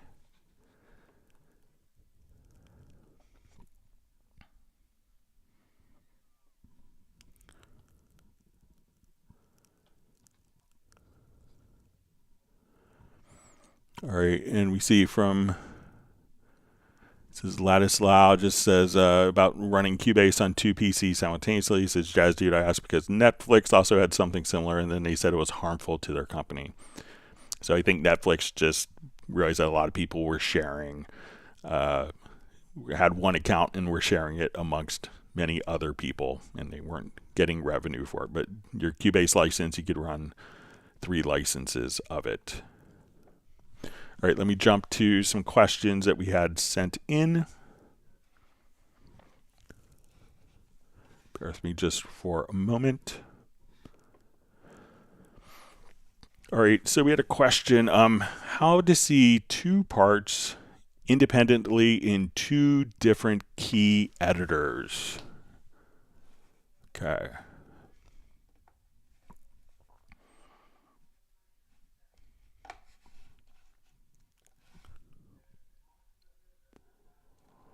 Okay, so let's say I want to see my acoustic guitar part, and I want to see this in one editor, where we could bring it into a separate editor window, and I also want to see my piano part. All right, but I want this when we go to a particular editor, it seems like we only see one particular part at a time. So to do this, what you could do if you want to see both the piano and the acoustic guitar part in separate editor windows, we want to go to your Cubase, and we'll go to our preferences and go to editors. And then we want to just basically uncheck editor content follows event selection. So let's uncheck that preference. So again, preferences to editors, editor content follows event selection. So we'll hit apply. Okay, so now I'm going to take my acoustic guitar part. We can minimize, we'll close this window, we'll resize this particular window down.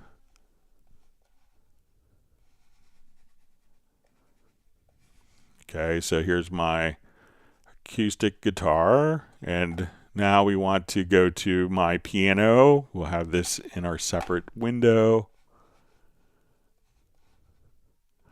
And as we do this, you may have to, we'll come over, go to your Windows menu, and now we could just, as we play, see our guitar, see our piano,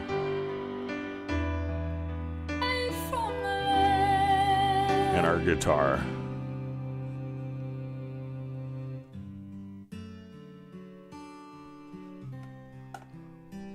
So if you want to see multiple events open simultaneously, this would also allow us to, so again, go to preferences, and we'll say editor content follows event selection, uncheck that. And you could also use this for having multiple edit channel windows open. So let's say I want to have this channel editor open. I go to this channel, we want this editor channel open. So now again, we could jump to our windows, and we could just see our different editor windows open as well. So we could just come over here, let's just rename this. So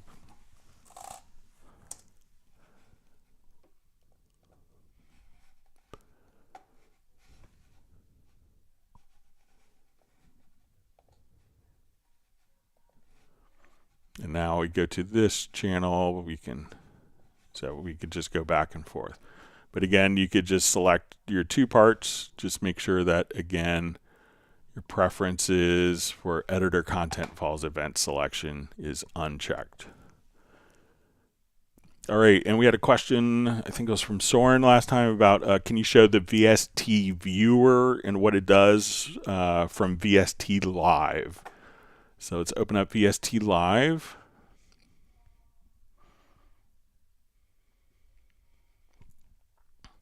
And this is great to actually have like a PDF file. So we'll come over here. I'll just open up a project. So what you could do to get the VST viewer is you need to kind of load the modules up. So once we kind of go to our views, make sure that your modules is open. And then once we go to add a module, we could go into the MIDI area, and we could, at this point, we'll see that we could define our module here. So we'll just click on our VST viewer. We could set kind of our MIDI input and output port. All right, so that's how we get to the modules, and we'll click on this little E. So what I've done is I've opened up a particular PDF file. So let's say I was playing along. We could now come over here and learn various MIDI messages. It could be a MIDI message from a foot controller. And what we could do now is, like, I just set this up where if I hit a particular key on my computer keyboard, I could go to the next page of the score, or we could go back. So this way I could advance the score using MIDI messages. So, and basically we load up a PDF file, and at that point we can navigate between different parts of the score hands-free using MIDI messages. So that's kind of what the VST viewer allows you to do inside of VST Live. All right.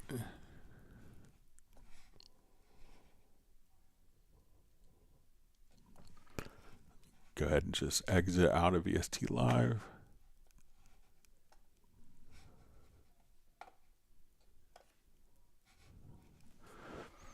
All right, let me jump back, see if we have some more questions.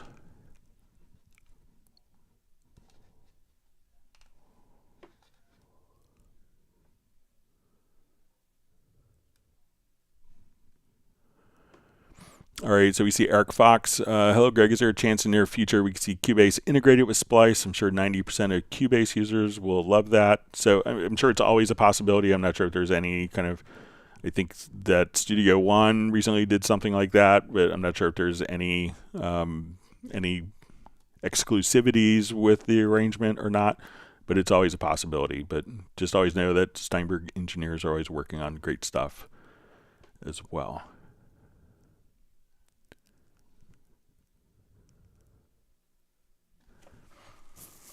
All right, so we have Anthony Clark who asks, hi Greg, what's the difference between audio connection buses and groups routing? I'm using one input and one output. Can I use them to send signal for parallel, or it has to be done from groups and tracks? Okay, so we could think of audio connections as being the physical ins and outs of your audio interface or converter.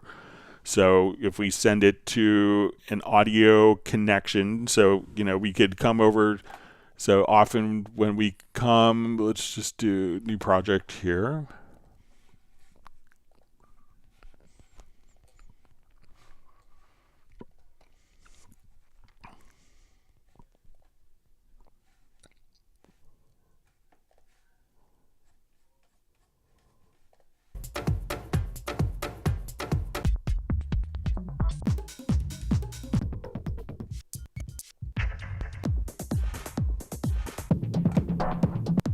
All right, so say we'll just drag this over.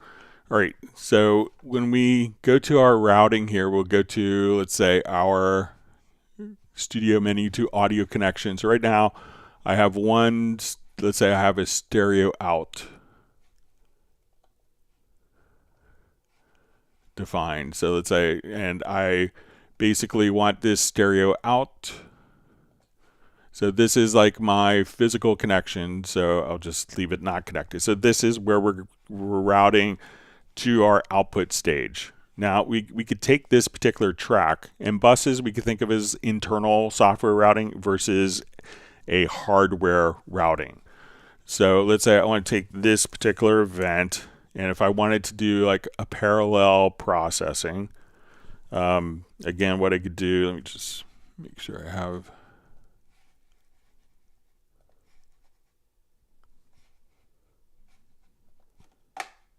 We'll send this to my stereo out. All right, so if we wanted to do, let's check my control room.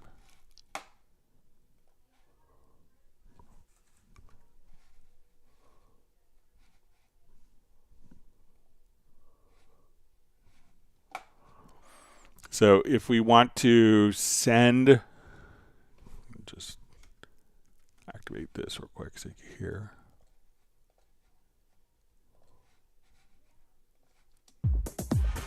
All right, so if I wanted to do like parallel processing, I don't need physical outputs for that. What I just need is kind of like two different groups. So if you want to do kind of the traditional way, we could add two group channels. And we could go to this track and we want to send. So we'll go to our sends and I want to send it to group 1. And we'll send it to group 2 as well. And so we'll leave one of the tracks unaffected. I'm going to come over to this channel. We'll go to our channel settings. And let's go to our standard compressor. And I'm going to really just kind of squash it. So this way we compress one channel really heavily.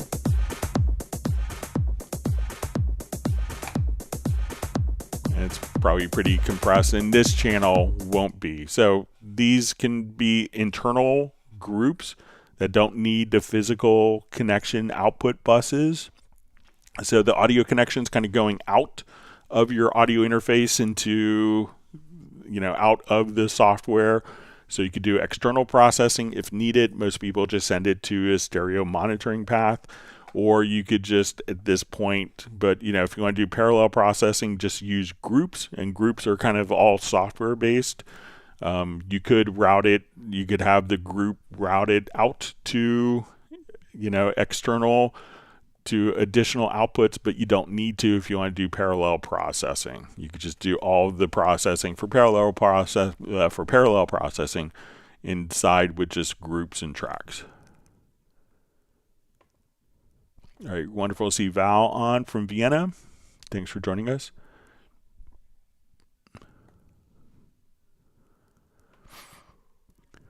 All right, Dave asks, is it possible to switch between the fader, insert, sends, the icons on the left, the view of the mixer in the lower zone with the MIDI remote control key commands?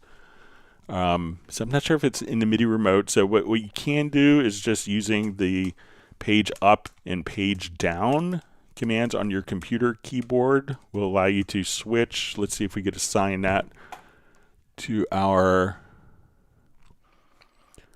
to the MIDI remote.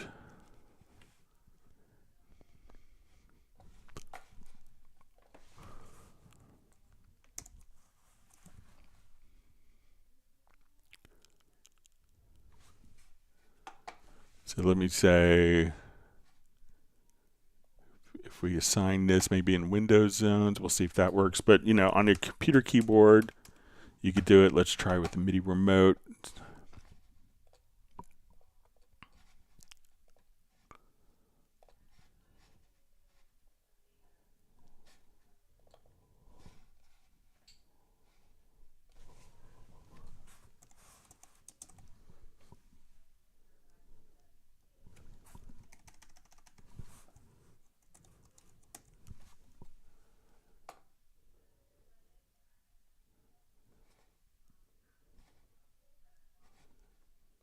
So I'm not sure if it's mappable from the MIDI remote.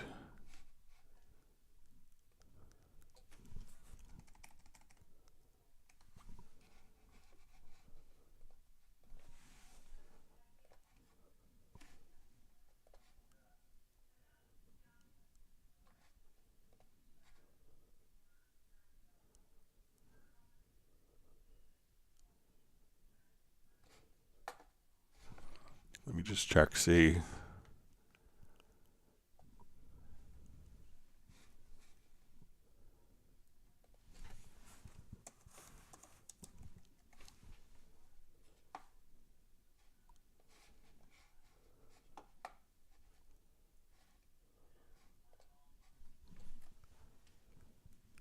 All right, let's see if we can map this.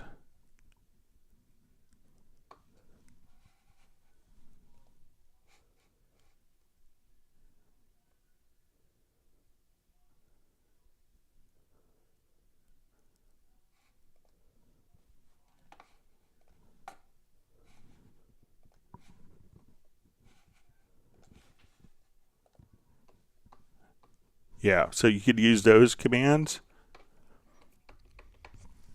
So go to your MIDI remote, and you want to, under Windows zones, so go to your key commands to Windows zones, And show next page, show previous page. And then you could trigger those from the MIDI remote. So as we go to our mix console, I'll leave the MIDI remote. You can see that as I hit the buttons here, that will change the keyboard shortcuts. So give that a try, but you could also just use the page up and page down on your computer keyboard as well. So let me know if that makes sense, works for you.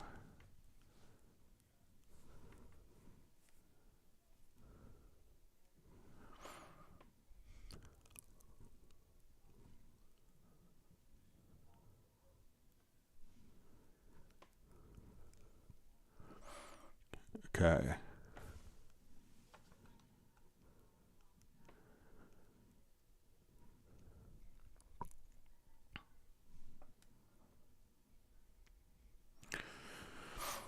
Okay, so pastoral apologetics. What is the least expensive but effective way to control CC message on VST instruments, to use a fader for volume and or other expression control, or brand or model recommendation, brand or model recommendation? Yeah, so I see Jazz Dude recommended the Korg Nano control. I think that's a great choice. It's small. It's very flexible, works well with Cubase. You can plug in a Cubase and it's automatically going to work as a MIDI remote as well, but there is a, so if you're not familiar, I think I have the Korg editor on here. I think it's like 79 bucks. We just look in applications. Yeah, so here's a Korg controller editor. So this is kind of what it looks like, and you could choose what MIDI CC messages each of these put out through this little software. So if you want it to just come over, so that's a great little device. It doesn't take a lot of space on your desk, which is always nice. I don't want to buy new furniture for a new controller, so the Korg Nano control is really a pretty clever device.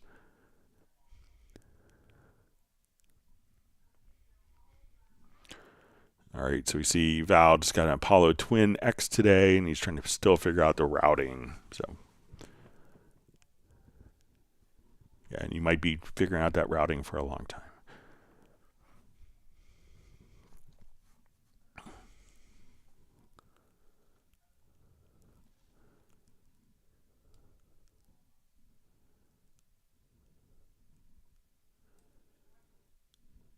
Okay, Joe Pass says, when is Cubase 14 coming out? So when it's done. So, but we generally don't announce when Cubase is coming out beforehand. So.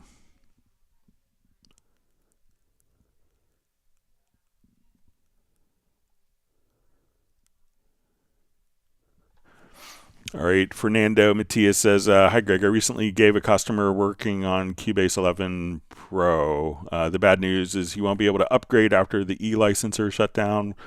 Will there be a farewell promo to keep these users on board? Okay, so, I think, that they made it pretty clear with the, there was a promo that just finished up last month that was 50% off, and that was kind of made pretty clear in the wording of the promo to do that. So I'm not sure if there's going to be another promo like that. So, we just ended one, I think September 25th or 29th. So just about 2 weeks ago. So, so if they want to do it, it's a good time. So I'm not sure if there will be another Cubase promo before that. So. All right, so we have Daniel checking in from Croatia, he's sending much love to DC area. Great to have you on.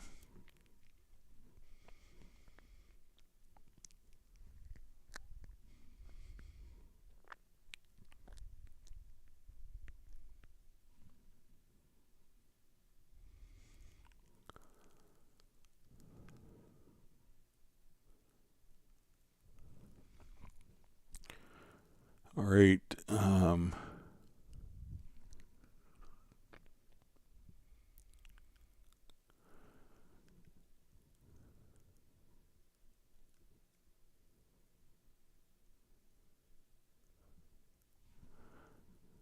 Okay, so we see George is saying for questions I sent in for Friday's live streams, question 2 and 3, I figured out I plan to go over the mailed in questions that are left over from Friday just in case. Okay, I'll go over them just for the benefit of everyone else as well, but we'll get to those towards the end.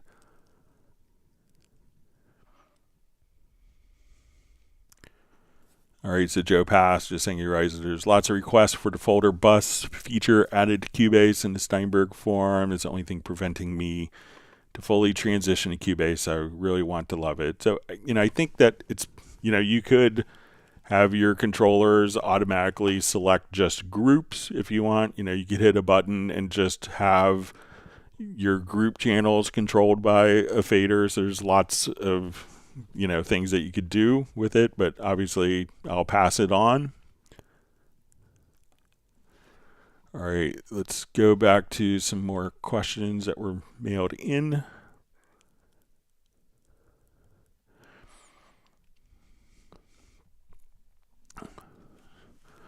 Okay, so you see, and we had this from last live stream. Can we select and move underlying events by selecting the arranger track? Okay, so let me open up a particular project from this.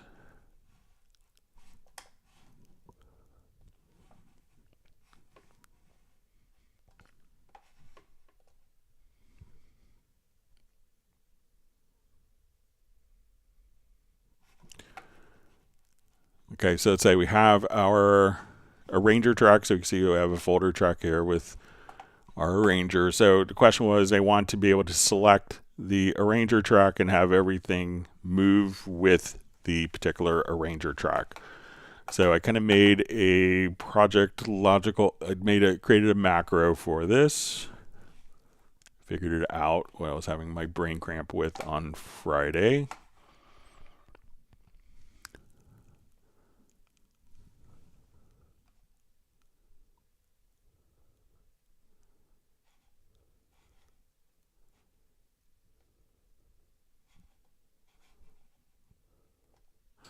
Okay, so, all right, that's not the right one. I'll just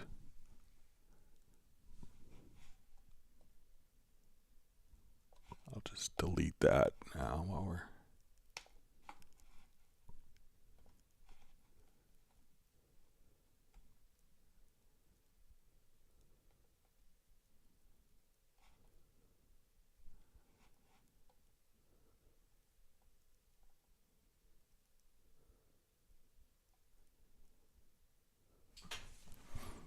All right, let me just find the macro that I made for it.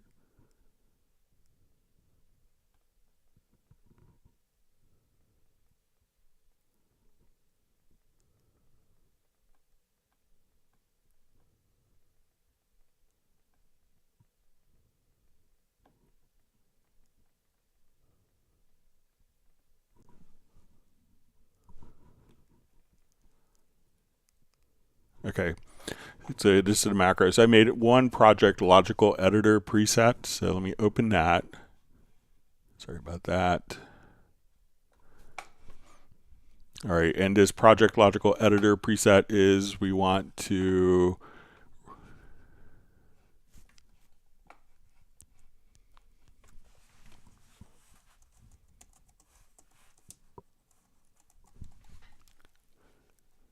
called it select events in cycle loop. So first we want to make a project logical editor preset that is select, container type is equal to events, and their position is inside this cycle. Okay, so we want to come over here and we're going to select the particular arranger event. Then I'm going to move the left and right locators to that. We're then going to split the loop based upon the locators. And then we're going to select all the events in the cycle loop from the project logical editor. So now when I select a particular macro, let's say all these events are full length here, as we can see, I'm going to select this arranger event. And now that I run the macro, we're going to move the left and right locators. We're going to split based upon the left and right locators and then select all of the events in the project window between the left and right locators. So now when I say run macro, these are all selected, and I can just come over here, move the events, or we could hold down the Alt or Option key to make a copy of the particular events. And so again, if I want to come here, I want this, we want to move the locators to selection, edit split loop, process to project logical editor to select all the events. So run that macro, assign it to a MIDI remote or your own keyboard shortcut, and now all of the events can be selected from the directly from the project window. All right, let me jump back to see if we have more live questions.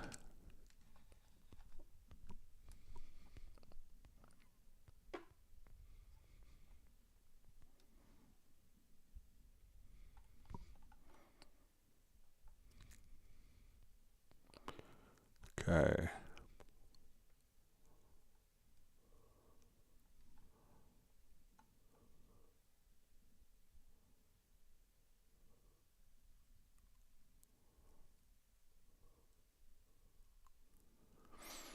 All right, so we just see from Joe Pass says, but you can't collapse groups. Well, if the group is in, so let me know. So let's say if we have these, like all these are in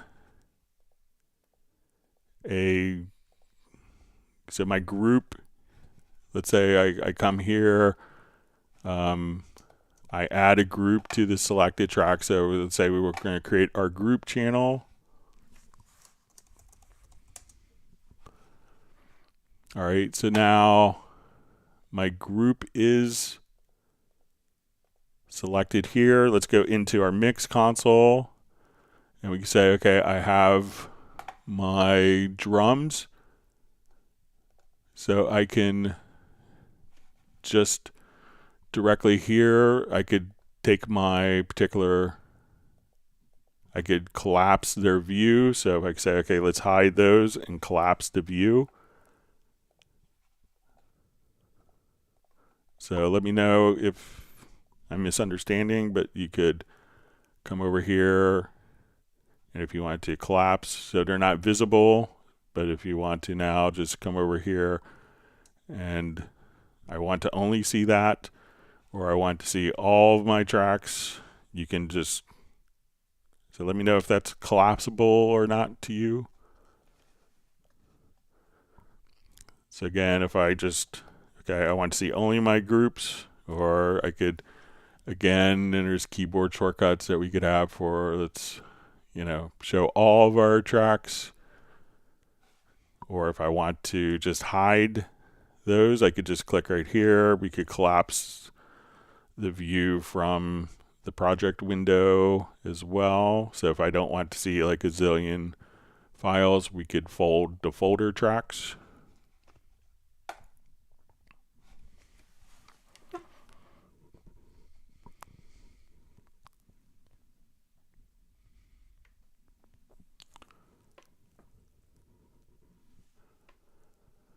Okay.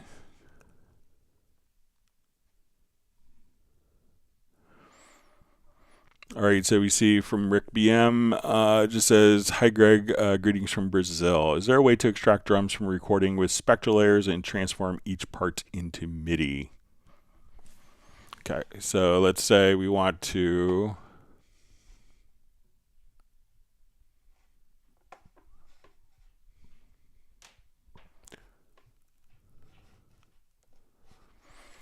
all right, so I'll just do a quick mix down of this. Hang on one second. So I'll render replace these drums and choose to mix down.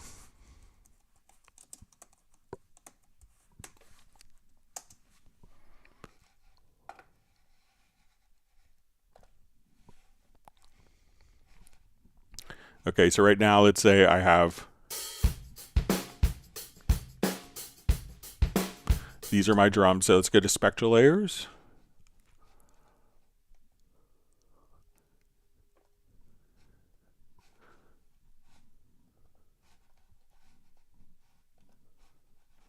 And we'll come over here to our extension.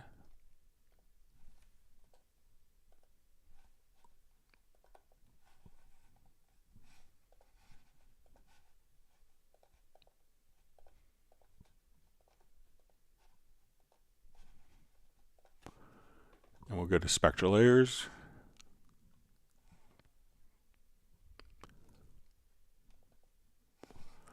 All right, and now what we could do, I'll pull this up and we'll go to our modules and we'll say unmixed drums.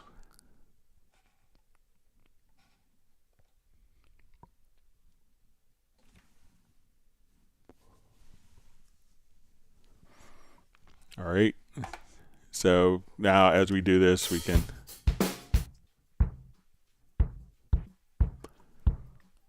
all right, so let's go ahead and load up a Groove Agent here.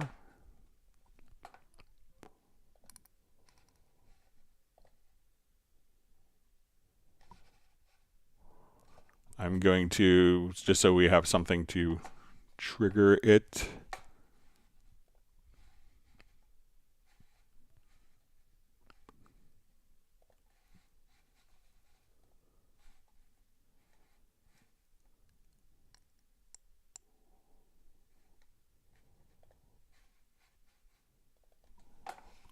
All right, so we have some different drum sounds here. Okay, so now that we've kind of broken down, what we could do is I'm just going to drag, let's say, my kick and snare to my project window.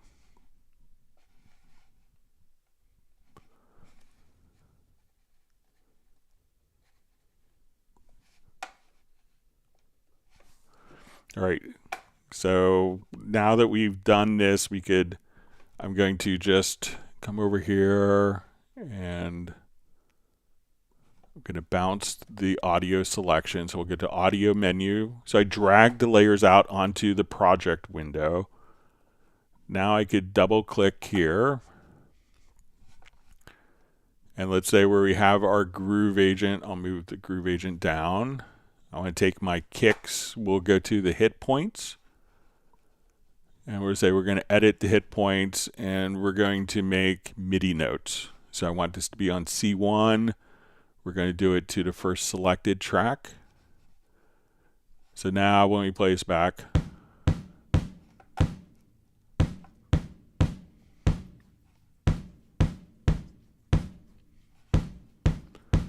so we take our drums here. And let's do the same with the snare. So I'm going to come here. So I'm going to take this. We're going to turn it into a rendered file. Now we'll double click on it. And let's find our hit points. So say we want to just include the snares. Let's create MIDI notes again. We're going to put this onto D1. I hit OK. And now we have the MIDI.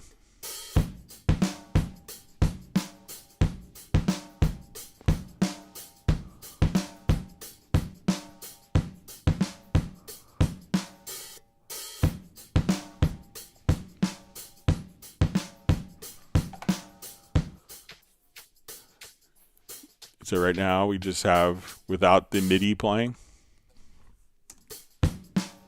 So we're replacing the kick and snare from a stereo drum loop with MIDI. So what we could do again is go to the particular MIDI event, or the audio event rather, and we want to go to your modules menu, unmix drums, drag the layers out, turn them into audio files, go into the sample editor, make hit points and convert those hit points to MIDI that can now be just kind of shown here. I'll just merge these together And now we could have the kick and snare just immediately being triggered from MIDI from a stereo drum recording. We could break it out and have all sorts of fun with it.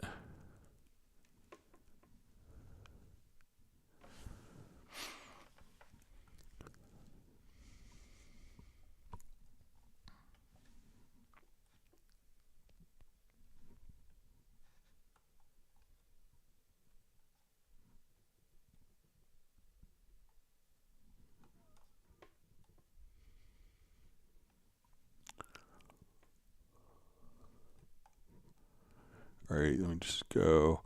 All right, so Dave asks, is it possible to zoom in and out vertical and horizontal with a MIDI remote encoder? It could be, I could only find separate commands for zoom in and out, which don't work for a single encoder. So they are separate commands because they are separate functions. Some MIDI controllers, you know, if your MIDI controller is only transmitting one MIDI CC message, then it's only going to control one function per MIDI CC message. Some controllers will send MIDI messages differently if you're turning it to the left or right. If you're turning counterclockwise or clockwise, they can transmit different MIDI CC messages. Some, if you push down, can transmit MIDI different MIDI CC messages if you have like a push encoder, but it's a limitation of the encoder. If it's only doing one MIDI CC message, then it's only going to do one function. So you may have to have separate. If that's the case for your MIDI controller, which is the majority of them, then you would need to use two separate encoders to do two separate functions.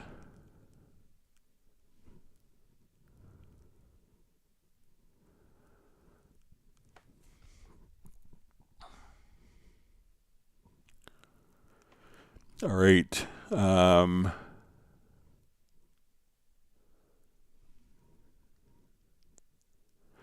right, so we see G-Love. Does Cubase have up-to-date templates for MIDI keyboard modules? So there are a number. I think that a lot of the I think Roland has a lot of them, and Korg have them, like the patch name scripts available on their website. We often get, if we come over here to your MIDI device manager, you can see a lot of the Yamaha keyboards which are included. So let's come over to more options to your MIDI device manager. So if we go to install device, you can see a lot of, you know, contemporary Yamaha ones. So, you know, you can see like the Reface and going back. So contemporary PSR keyboards, MX, Motif.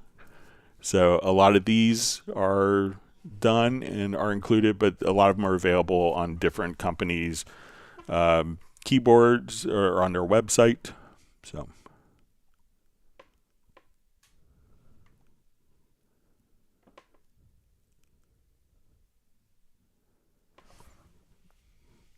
All right, so we see Tiago checking in from Newcastle in the UK. Always wonderful to see Gerald Ely from Martinez, California. Glad he can make it.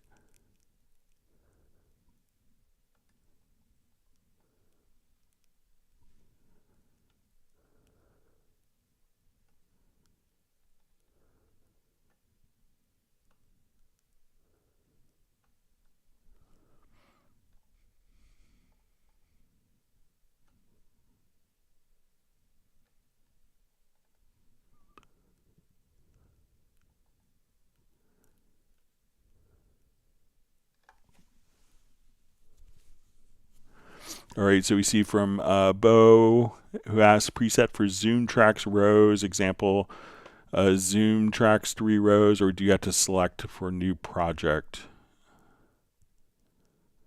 All right, so just do new project here. Let me add a bunch of tracks.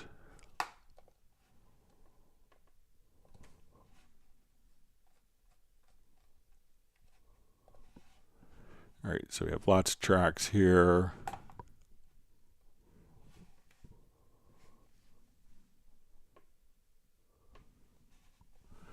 All right, preset for Zoom tracks rows, example Zoom tracks 3 rows, or do you have to select for new project? All right, so let's say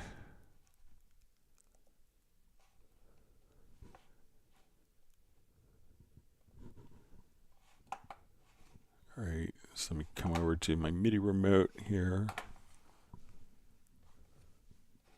So I'm not sure if you want to zoom to a particular number of tracks.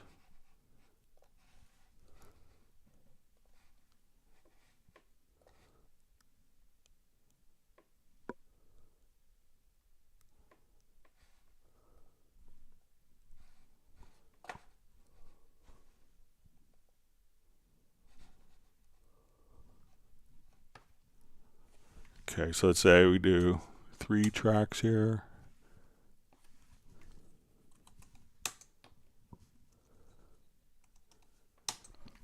So let's say we have 21 tracks, and let's do a new project and see if the value, I guess you're asking if the value stays the same.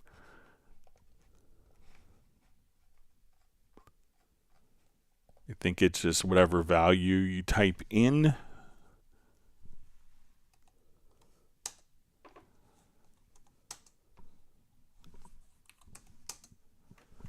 So, but let me know if that makes sense. If you want, let me know if you want to. I think for every time you use the function, you could type in. Let's see if we, every time we do it, it could default. But I think the intention of that is to automatically type in the number of tracks that you want to see zoomed.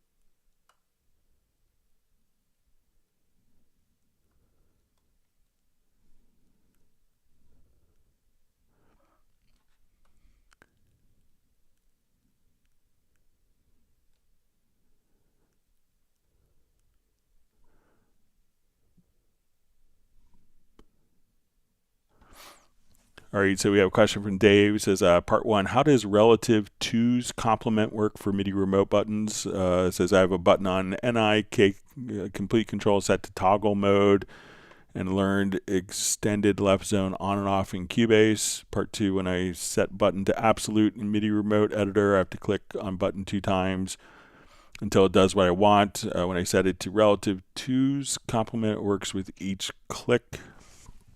All right, so I'm not sure if this is something with the NI MIDI mapping, but let's see if we could take a look.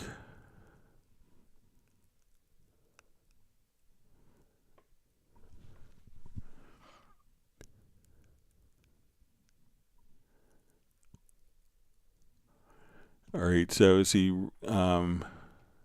so it says I have a button on NIK2 that's set to toggle mode and learned extended left zone on and off in Cubase. When I set the button to absolute, all right, so let's say if I come here and I set this button,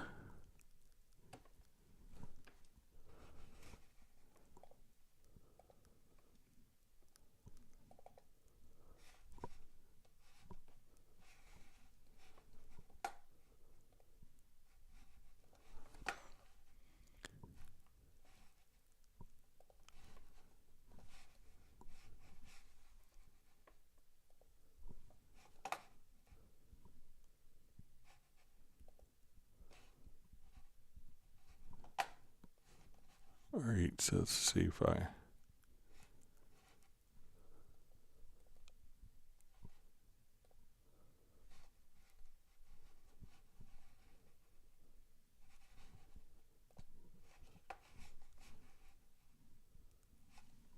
just see if I get to the one area, sorry.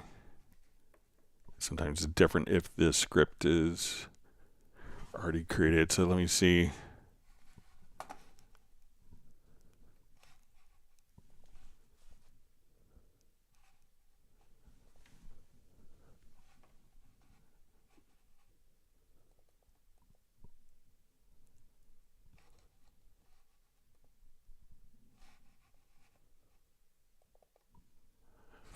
All right, so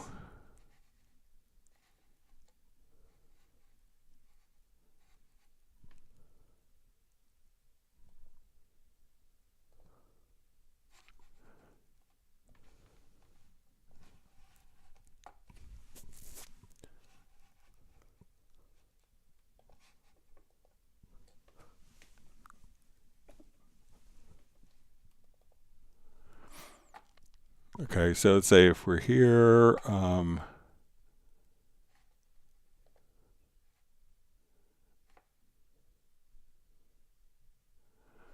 right, so here we have the function. So let's say we have,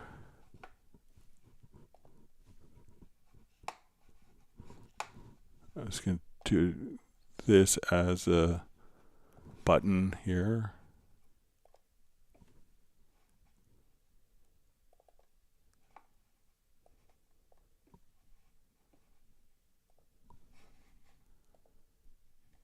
Okay.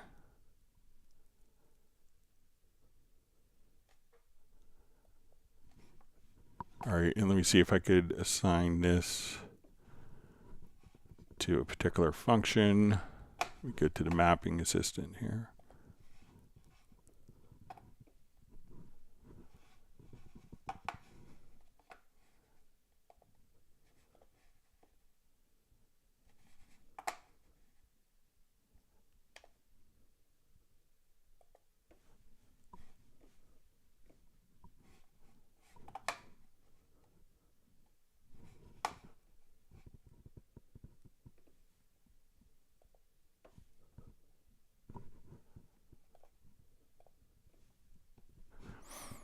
All right, let me just.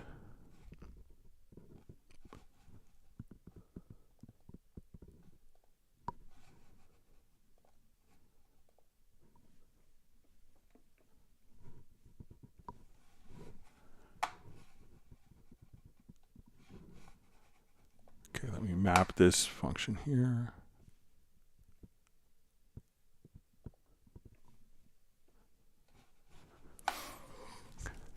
So let me, I may have to read up on this, but let me just, so we come over here, select the parameter.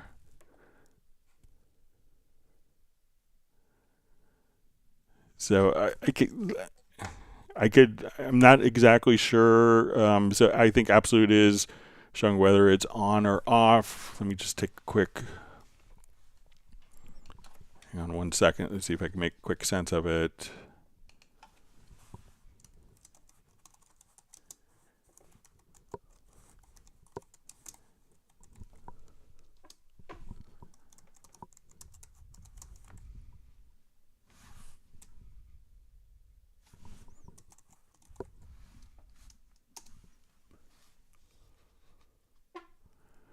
And I think it could be more with the different properties, like if you're doing more high resolution MIDI stuff, if you're doing more like 7-bit or 14-bit MIDI stuff.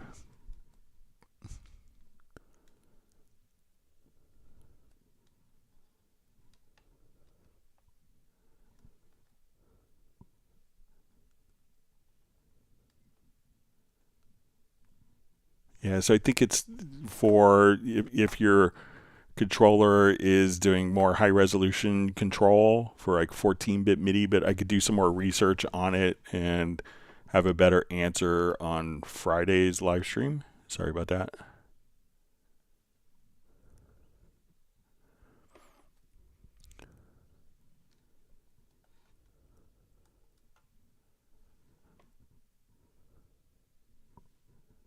Okay, sorry about that. All right. All right, so we see George just ask, the drum tracks you used to unmix in spectral layers, were those recorded or done with a plugin? I really like the room sound, and I am always having trouble to put drums plug in a realistic room. So that was an actual live drum recording, so it wasn't from a plugin, so just live drums. All right, so we see from Michael Pierce, wishing everyone is safe and well. Says it's manicure, but hello from a cooling UK. All right.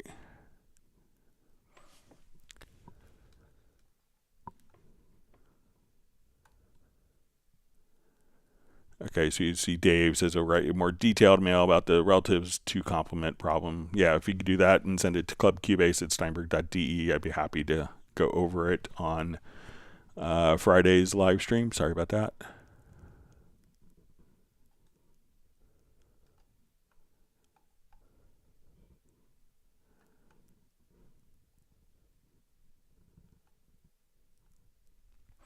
All right, let me jump back to some of the more questions that were sent in. All right, so we see I've just bought Absolute 6, and here are a couple of questions that come with it. One is the download files for the new instruments and sounds go to my system drive, Windows 11 drive C. In the Steinberg library manager, the instruments are installed onto drive D. Can I delete the files from the Steinberg download folder once the instruments are installed? So yeah, as long as the location is kind of linked using the Steinberg library manager, you could delete the installation files without problem. All right, so we see, and this may have been a question is that didn't need to answer, but just for the benefit of others, I'll go through it. So the second question, with Groove Agent 5, not SE, I tried to load a kit preset from the kit. However, I didn't like the snare sound. I tried to layer different snare sound onto the existing sample, but it didn't work. Our presets for the kits that come with Groove Agent not ready to be edited. So do I have to start from scratch, empty pads, or what could be my mistake? All right, so let me just open up.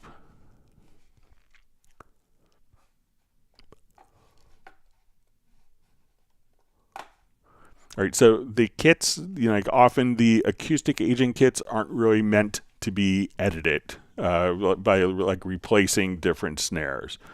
But what you can do is if we wanted to come over, and when you have Groove Agent, you have multiple snare tracks or multiple agents that are visible. So let's come over to we'll load up a Groove Agent kit.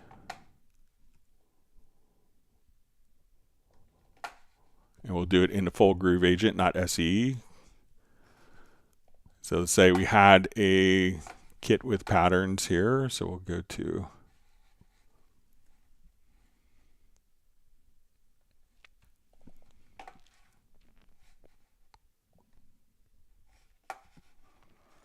okay, so let's say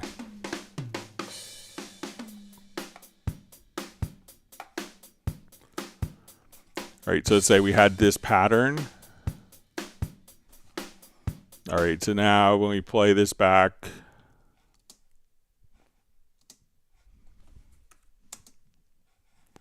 we'll just listen. Sorry, I'll just listen to the snare in this.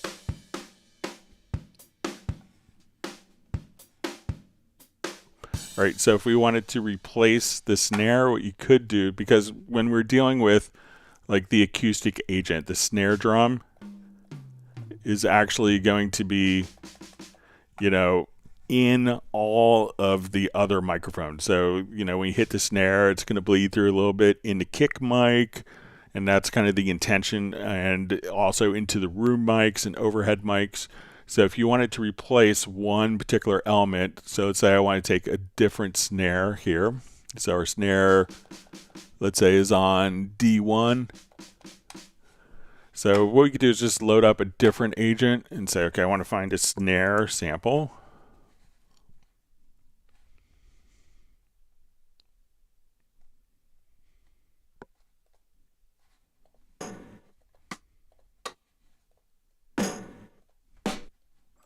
All right, so I want to just come over here and we'll put this onto D1.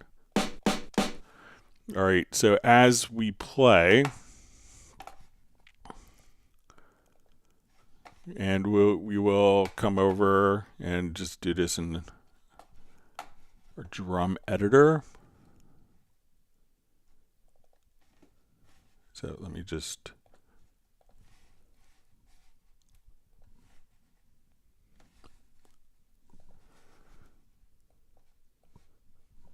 and just like how we had we want to just come over. So we're going to say, okay, we have our bass drum and our snare here.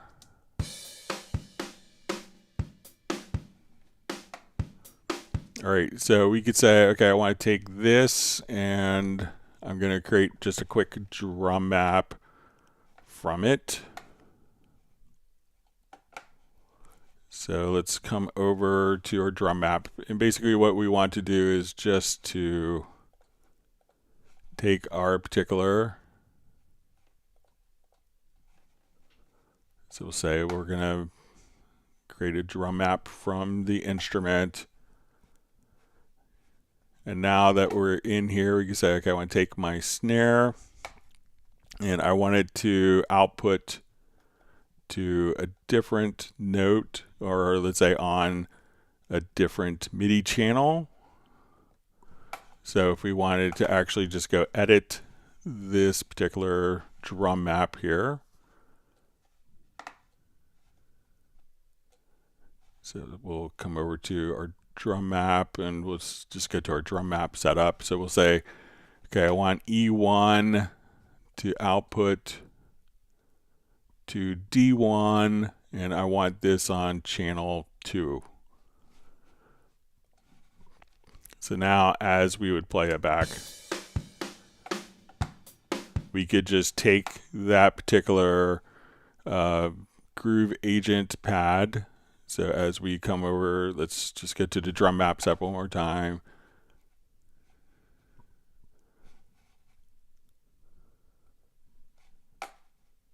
So we'll say we want our E1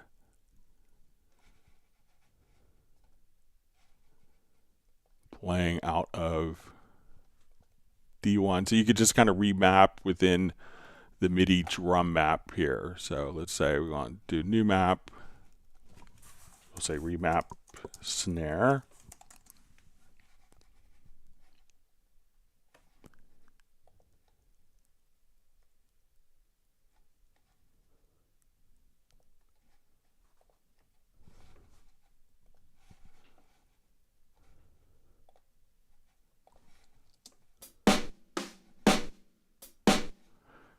So now the snare is playing out of this agent, but the rest of the drums can play out of the other agent. So you could remap snares like that. But again, when we look at the particular acoustic agent kits, they're all meant to kind of, because when you hit the snare, it's going to be captured in other sources. So that way you're not creating any phasing issues when you replace snares. So you could just use a different agent and just replace the particular snare there.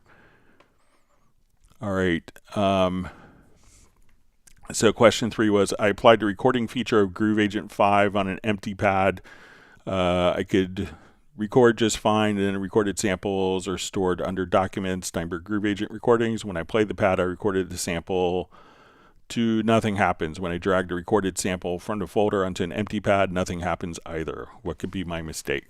All right, so let's say I have like a kick drum here, and I have another instance of Groove Agent, like the full Groove Agent, and I want to sample into Groove Agent here.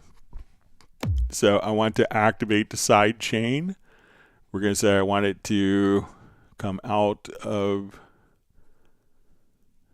let's say, this 808 kick channel. So that's going to be my sidechain input. Let's turn the sidechain on. When we go to our recording, so we'll just go to the recorder. We could see that we have our signal. I want to set my audio threshold for when to start and end. And if we click over here, we have a different tab for options. One of the things that we could do is actually just go to the project folder. So I'm going to put it into like a Groove Agent folder. I'm going to select the pad here, and let's just go ahead and sample. So I'm going to go back to our main. I'm going to click on record. It's going to kind of wait until I hit the pad. All right, so now we've sampled. And it's playing back kind of directly there as expected. And when we want to see that, because we chose to put this into the project folder into a subfolder, so let's just jump over to our Finder or Windows Explorer. We'll go to Documents, Projects, and we'll open up this particular folder.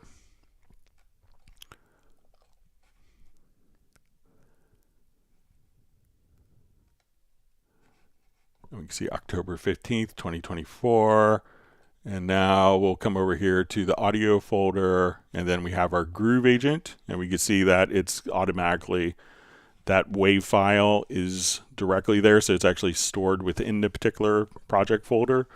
So again, just make sure that you have this set up, and then once you go to record, you could just say, and you could also capture the MIDI note on message and note off message for the sample time if you want, but you could just come right over here and choose the options of where you want the samples to be stored. So you could do that in your project, or you could choose to be anywhere that you want if you want just one particular folder for all your Groove agent sampling.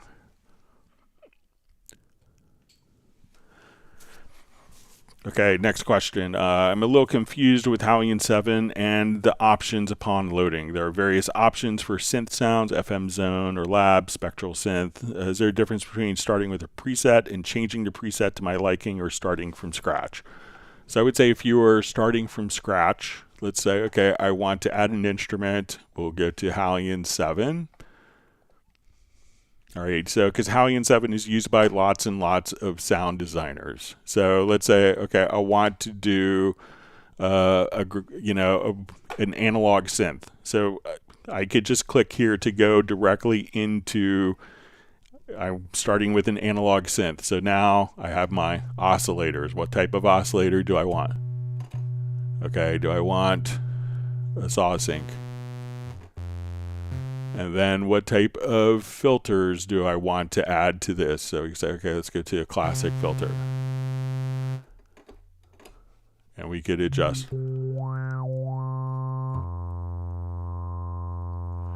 And let's come over and let's add something, if we wanted to add an LFO to our section. So let's say, okay, I want to do this, and, we want this to adjust, pitch or whatever. So we can come over here.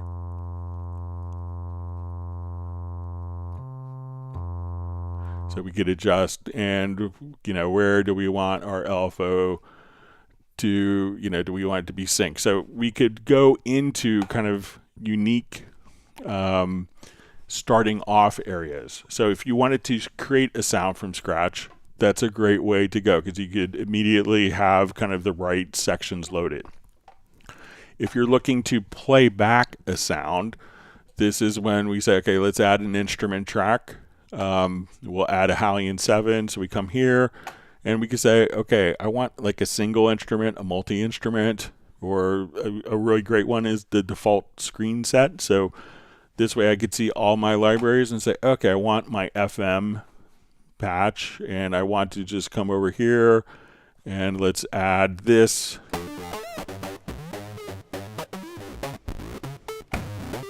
And I could tweak these particular sounds.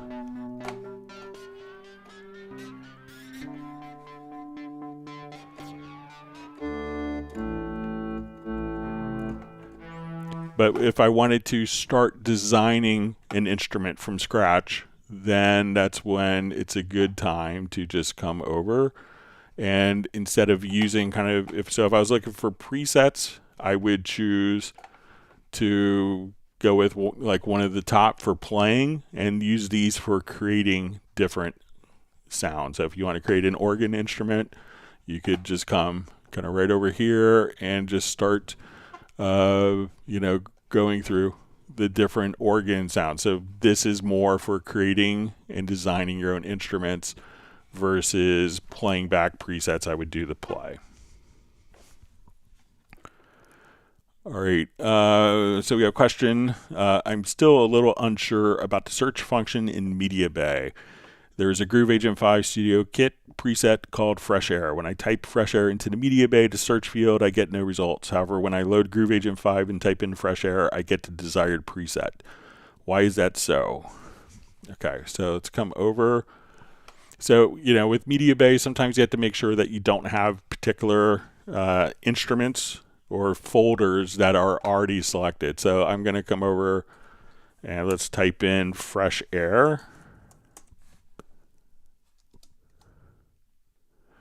Okay, so I looked for all media types, and I looked in VST sound. Hang on. And I just looked into VST sound. Now, if I chose to not look for plugin presets, now my fresh air isn't there no matter what I type in because we chose to exclude plugin presets. Or if there is another, if you have another folder selected here, so let's say, okay, I look for fresh air in analog techno. I don't see it because there's no fresh air preset there, but if I come over to, Groove Agent, we could now come over and probably see our fresh air preset when this folder is selected. So make sure that you don't have, and you might have, folders selected that are collapsed in view. So make sure you don't have that. And then you could always clear the particular, show all media types, and you have the option to completely, reset all of the filters. So if you wanted to come right over here, you could just come over and make sure that the different filters are being reset as well. You could just do that right there. So make sure that, if you wanted to look for VST sound, you select that, and then you'll see it here. And when you open up the VST instrument and search, it's automatically searching within its selected content. So if you go to Groove Agent, it's not going to show you retrolog presets because it doesn't do you any good. So that's probably why you may see a difference there.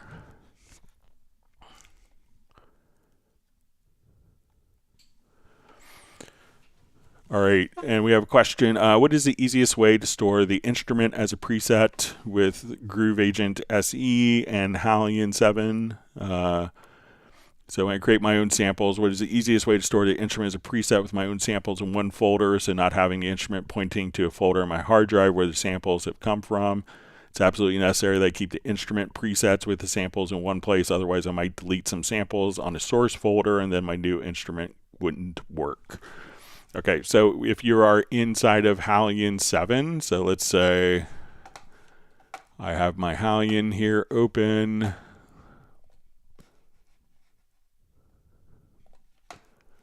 And let's just we'll come over here I'll just drag an audio file in here.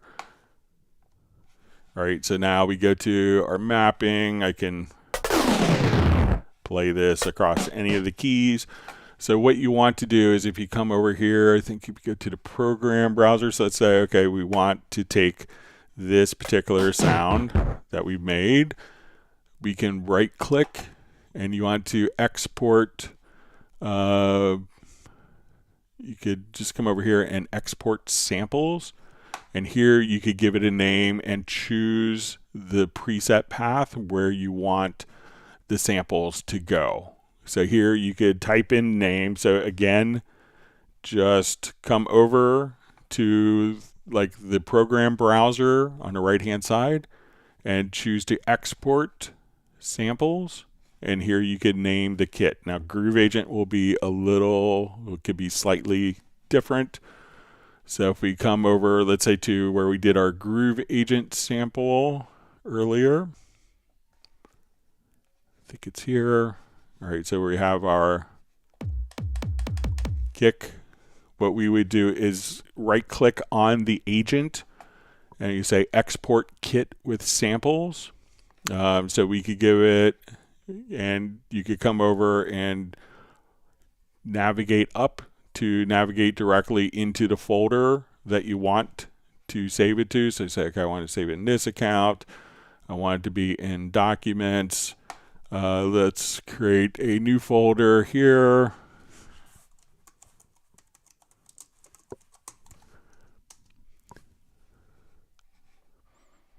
Okay, let's see if I...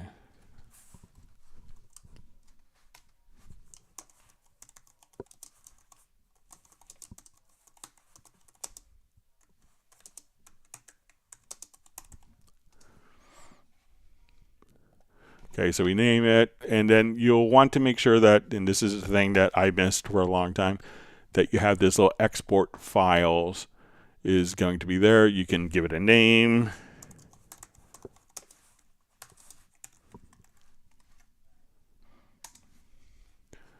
All right, and then hit OK, and then that sample would be stored in that particular folder. So in Groove Agent, right-click, Export Kit with Samples, choose your path, make sure you include the export samples. Inside of HALion, what you want to do is, again, just right-click here, Export Samples, and I don't have any samples in this one. But if we drag that over, so now you could export samples, and then you could choose your path and the name and any other tagging info right there. So that way it's kind of stored into a separate neutral project independent location. All right, let's jump back to some of our live questions here.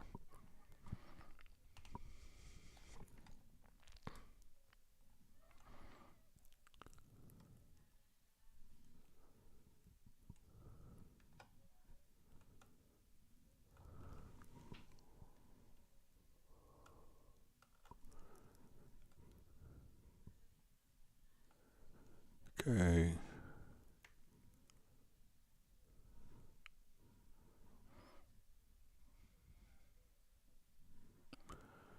All right, so we see, why is Cubase not scanning my cracked plugins? So maybe because the plugins are cracked, and so.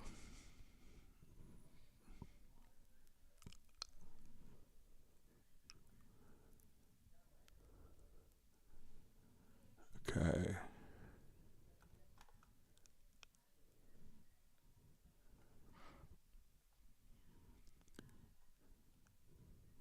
Okay, reading through comments.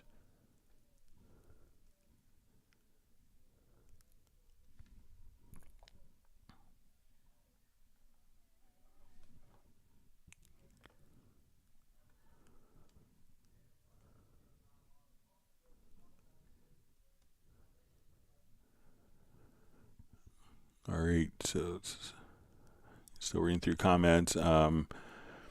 So we see from George just to talk about getting the room sound that you heard in the drum recording. You know, where to get IR. So there's lots of impulse responses that you could download. And one of the great things is once you have an impulse response, you could just go to Reverence directly here and, you know, make sure you explore all the presets. And then all you'd have to do is choose to import a WAV file of an impulse. So you could definitely find lots of great impulses of sampled rooms and reverbs throughout the web.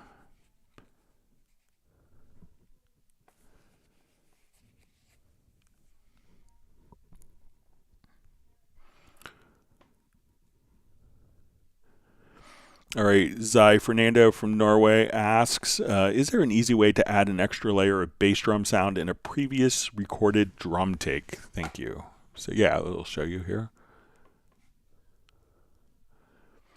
All right, so let's say we'll start off, like I want to take this and augment the kick drums.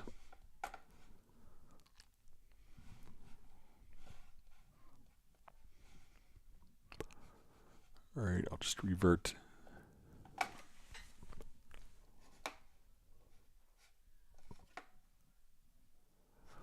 All right, so I want to load up, let's say we'll do just a Groove Agent instance.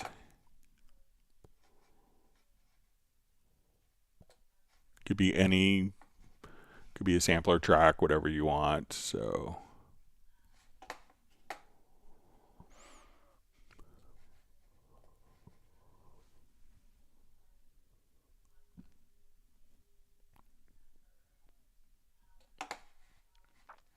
all right, so let's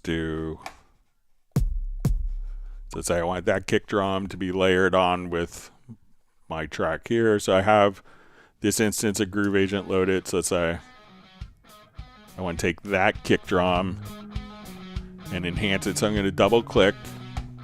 We'll go to our hit point editor. All right. And we'll just kind of look at it here. And we want to make sure that, so we're going to set our kind of threshold so we're only getting the kicks and not the tracks that are bleeding through. And now what I want to do, you'll see a create tab and we'll choose MIDI notes. And we'll say, let's make these C1. I want to retain the original dynamics. I'm going to put it onto the first selected MIDI track. And now Groove Agent is playing the kick samples.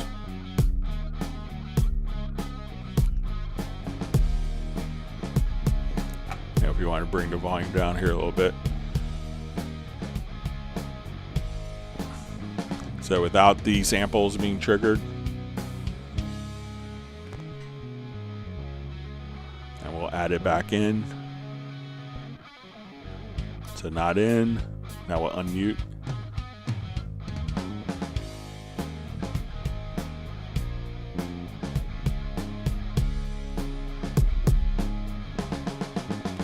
If we look at the MIDI data, we'll see that the velocities were automatically retained. So if you want to have the original dynamics,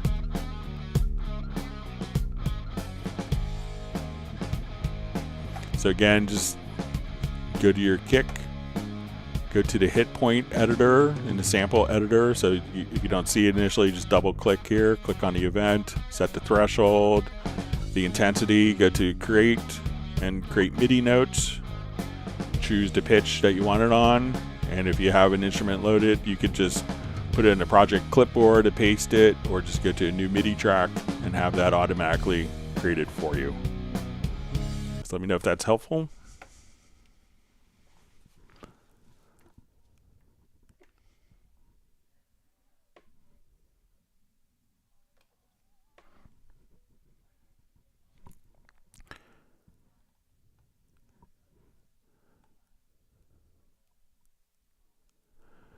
All right, so we see question, in which situation we need 4 kits in Groove Agent 5? I always use one instance, honestly, thanks. All right, so let's say we want it to, because different types of drums are used in projects all the time. So let's say I will do one instance of Groove Agent, and there's so much hybrid drums where it's like an acoustic kit with electronics with percussion, let's say. So let's say I want to open up a bit of, do a little Simon Phillips action. Oh,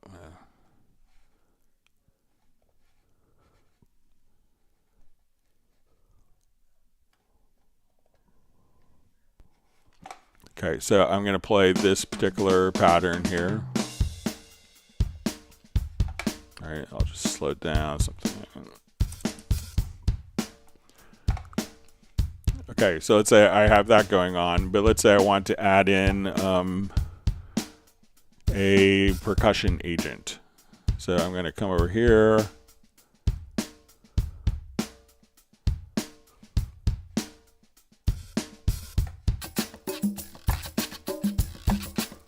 All right, so I go to my mixer now, and let's go to kits.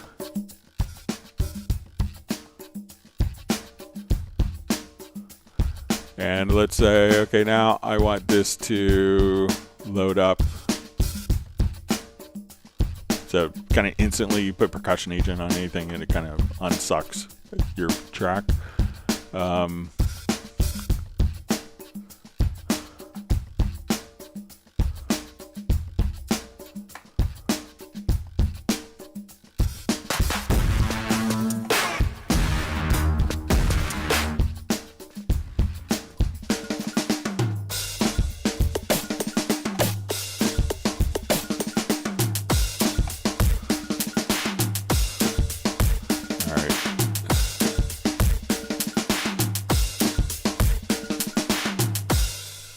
All right, so let's say, so now, if we want to combine your different elements, so we'll say, okay, let's come over, and we don't have to group these. So let's say I'm going to have this pattern play.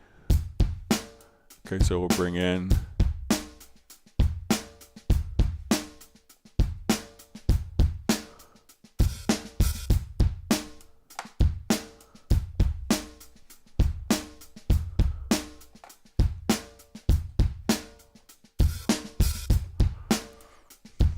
so like, you know, as you want to bring in multiple sources, you know, you can just kind of come over here. So let's do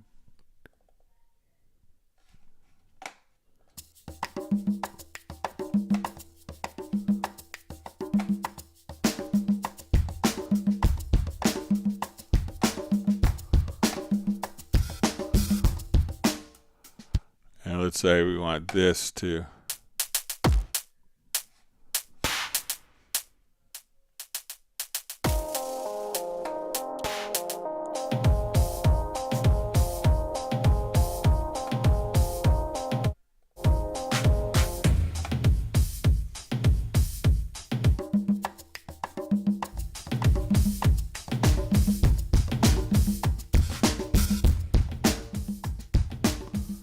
So this is pretty common to have different styles of drums that are layered together. You know, why people layer different drum loops. So that's why you could use more than one agent inside of Groove Agent, so that you could combine different sources, because not everything's going to be just acoustic drums, not everything's just electronic drums or just percussion, but sometimes blending those different elements together makes for a really nice musical solution.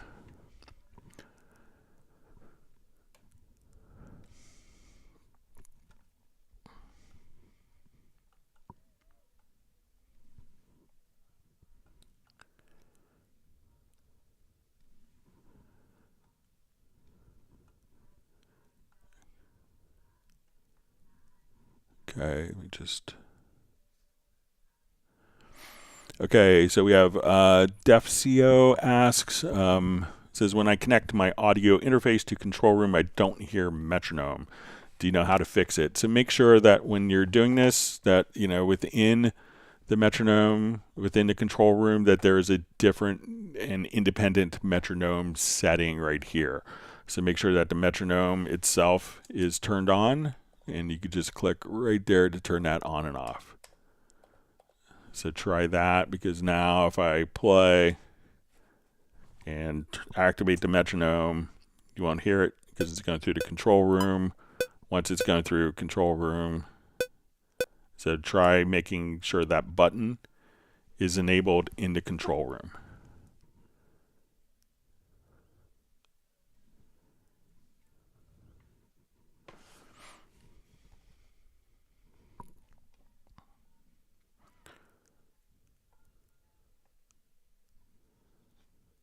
Okay.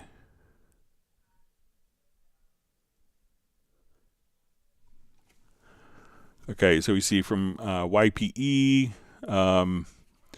says, hi Greg, I use DSP effects for recording but want to upgrade my interface. How would I set up recording without DSP latency wise? Thank you.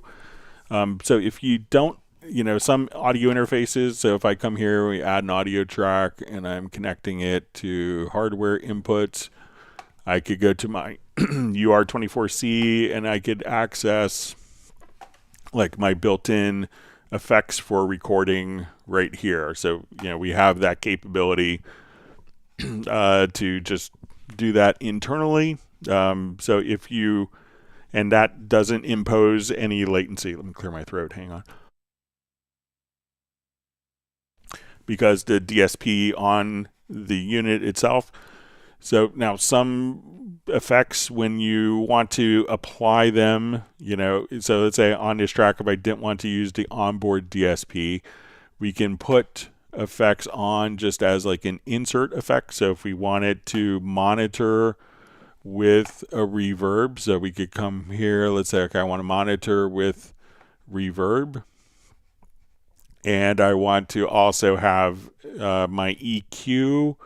So, and let's say my channel strip. So if I want a little bit of compression, we could just come right over here. Let's compress just a bit. And I want to do maybe like kind of a low frequency cutoff. So we could have these effects. These effects aren't necessarily, we're monitoring through these effects if we go. So, but the one thing that could have an impact is when we go to our tracks, and we could actually, if you right click here and go to setup sections, you could actually see anytime that you're running like heavy plugins, you may run into latency. So for instance, a lot of people may say, okay, I want to come up to my inserts and I want to run the vocal chain. So when we run the vocal chain, we can see that you may hear a delay, because when you actually come here, you could see the latency on every single channel. So a lot of plugins you can use with minimal delays where they're not a problem. Some plugins that are kind of more look ahead can cause delays. So, and if you have those set up, you could just click on the constrained delay compensation while you're recording and then turn it off when you're tracking. And that should mitigate any of the latency. The plugin is disabled while the constrained delay compensation is turned on, so that you can minimize without latency. So let me know if that makes sense for what you want to do.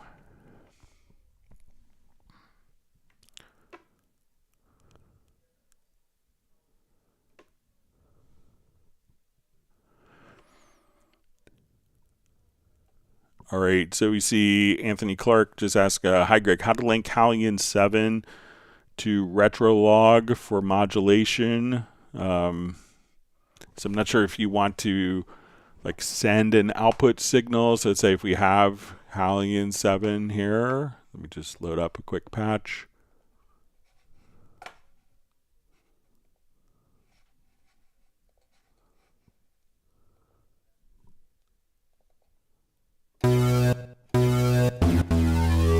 Okay, so now let's take this, and I want to add an instance of Retrolog. So let's add an instrument track. We can send this to Retrolog, add this, and then what we want to do is we could actually do a sidechain input. So I'm not sure if you want to like just modulate kind of the sound of it. I mean, you have incredible filters that are very similar probably to what you get inside of Retrolog, maybe even more. But now we could come over and say we want the HALion 7 to feed in. We're going to just turn on our input. And now we could sidechain the audio into Retrolog, but let me know if that's what you want to do, because you could kind of do all that inside of HALion 7, so I'm not sure if you need to. And we see how to reduce latency when using faders to control automation. So like as your like your faders, if we have like a number of plugins, so your faders should be responding. So one is make sure that when you're doing this, we're to run as low a latency as you can for your buffer size. So if you go to your studio setup, go to your audio system and select your driver, click on a control panel to minimize that, so you can see that. But if you have lots and lots of plugins that are going on, you could have, so if we take a look at this audio track here and we add a number of inserts, so let's go to like our vocal chain, we'll add that a number of times.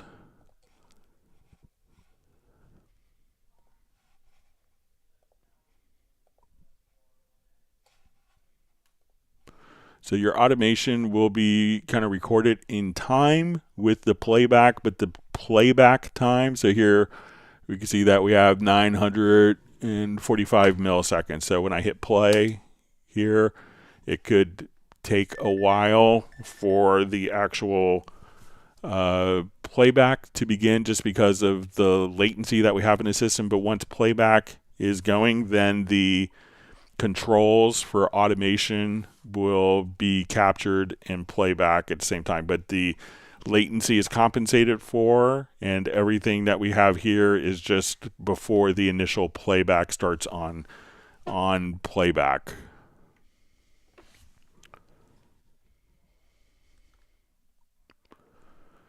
All right, so we see kind words from George. It says, and thanks 1,000 times, Greg. I'm at a loss for words about how absolutely helpful this Cubase live stream is. I'm just glad it's helpful and people are learning how to use their Cubase better.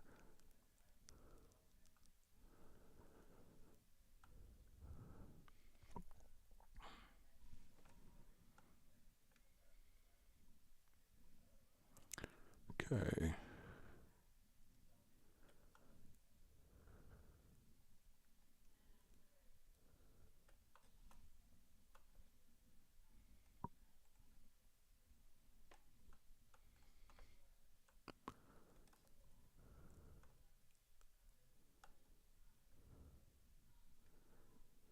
Okay, sorry, my chat field just jumped.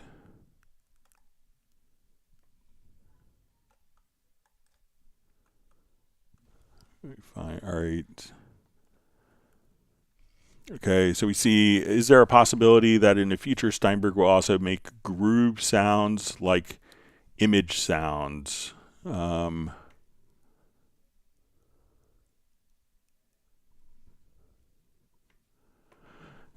So we see, it says the latest packages from Image Sounds Pro, Percussion Bundle, and Pro Drums Bundle are divided into folders. Each sound has its own folder where the elements are unfolded.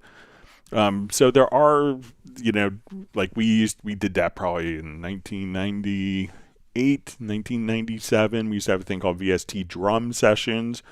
But there was like a Pro Drums bundle that was on promo just a couple months ago where, you load up like a multi-track drum loop preset. So I'm not sure if Steinberg is doing, I don't think it's a Steinberg product, but it works directly inside of Cubase.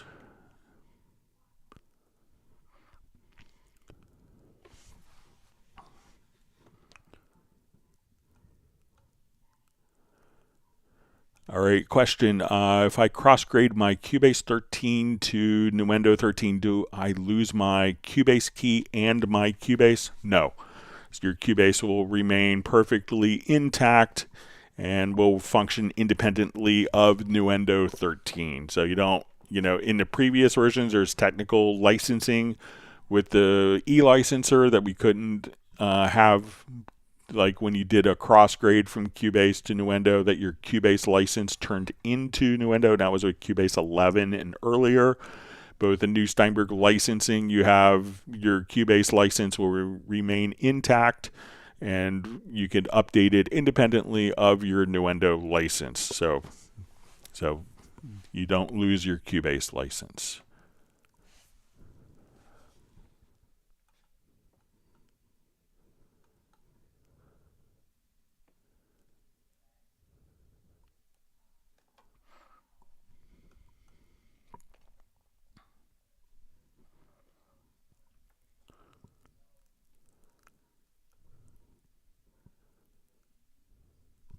All right, reading through comments.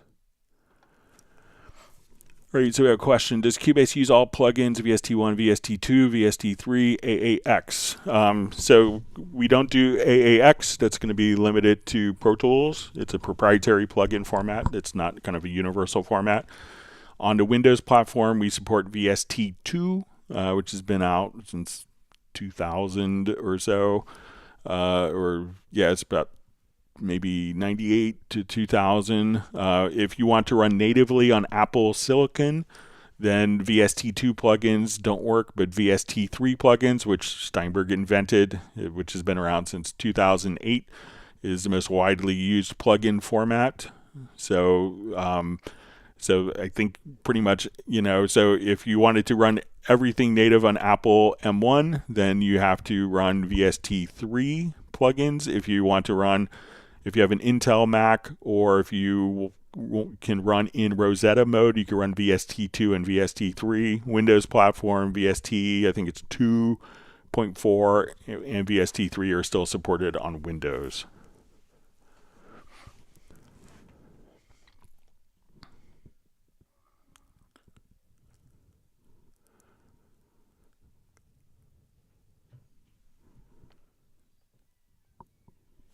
All right.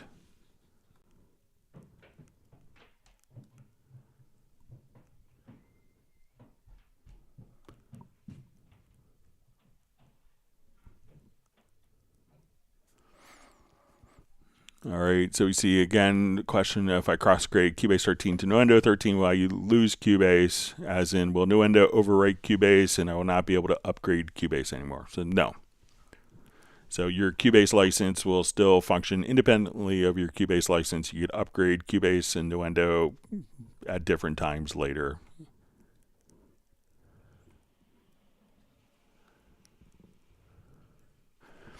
All right, so we see, is there a best way to use battery for kits or sounds in Groove Agent?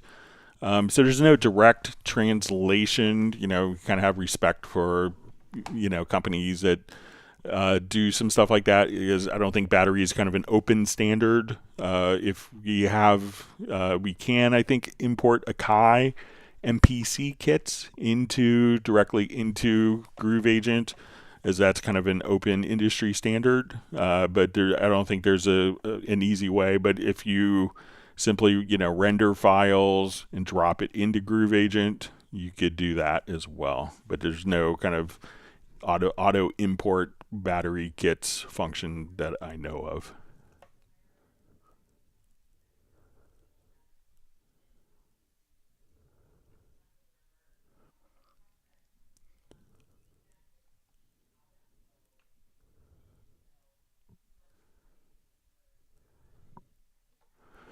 All right, we see from GO, it says, "Hi Greg, wondering how to apply half tempo to a 3-minute audio sample if algorithms are necessary, which is the most optimal for this procedure."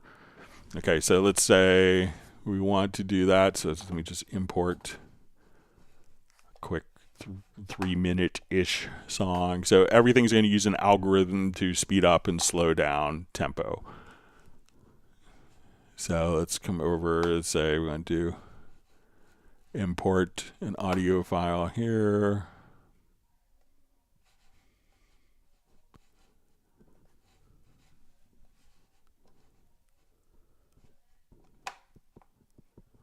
Okay, I'm going to do a quick tempo detection of it. All right, so as we listen to it here.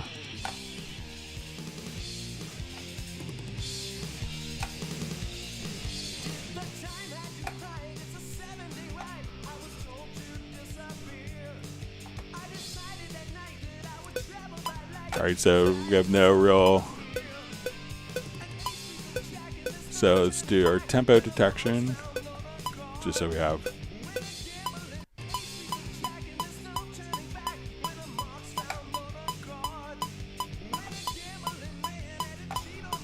All right, so I'm going to apply the.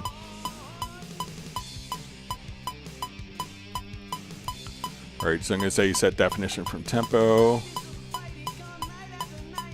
All right, so I'm going to take my tempo map here, and I'll just. Sorry, let me just go to my project logical editor, is what I meant to do.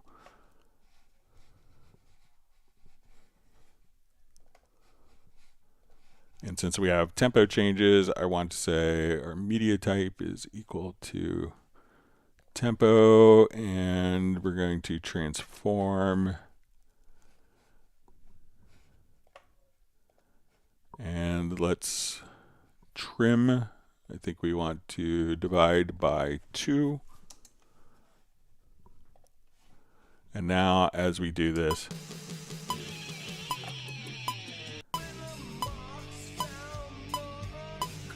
So let's say we want to do more. 50% is always tricky.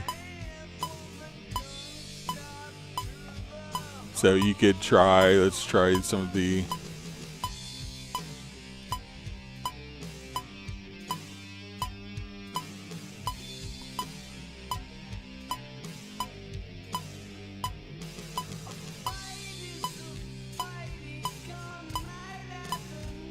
So probably some of the elastic algorithms.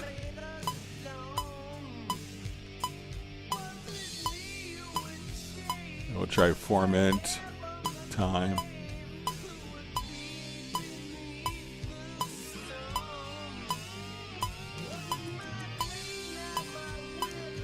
So usually, and these are kind of the same time stretching algorithms are used in kind of all the programs in the market. They'll give you an idea, but that's actually just taking the original file, and if we wanted to not be in musical mode,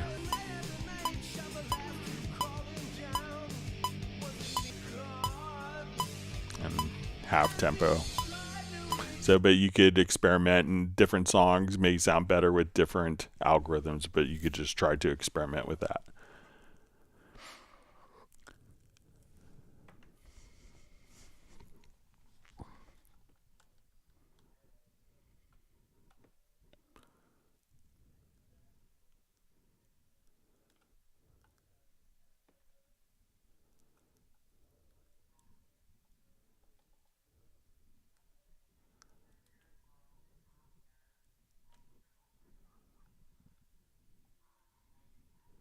All right, so we see from virtual LAN, I take a Groove Agent SE, only allows for one agent. So yeah, the SE version has one agent, but you could obviously run multiple instances of you if you want. But the full Groove Agent would have 4 agents.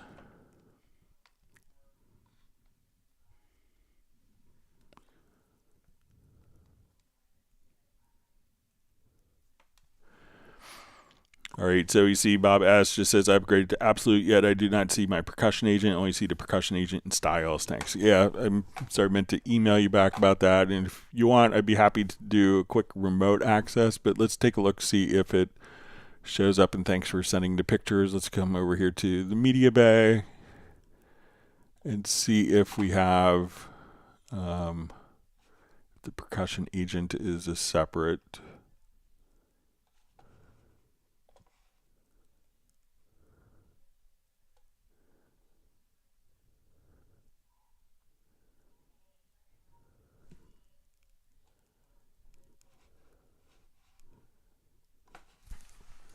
Let me just look for one of the preset names.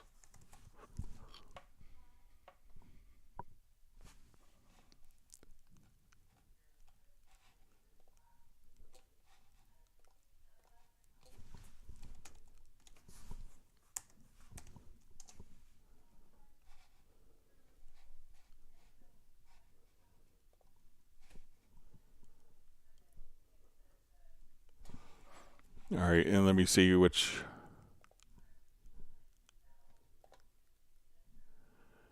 All right, so it's going to be under the Groove Agent common content.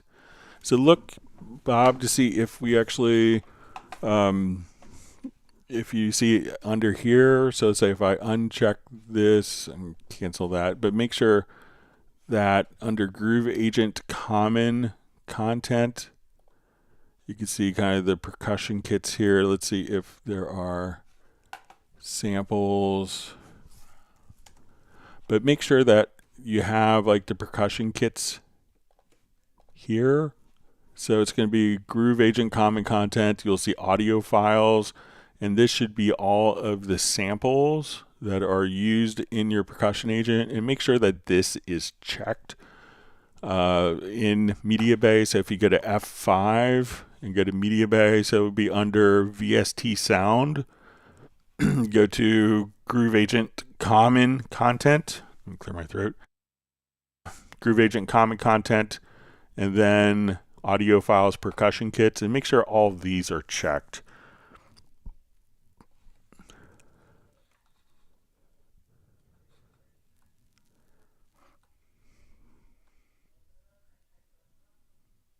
Okay, Benny from Sweden wants everyone to hit the like button.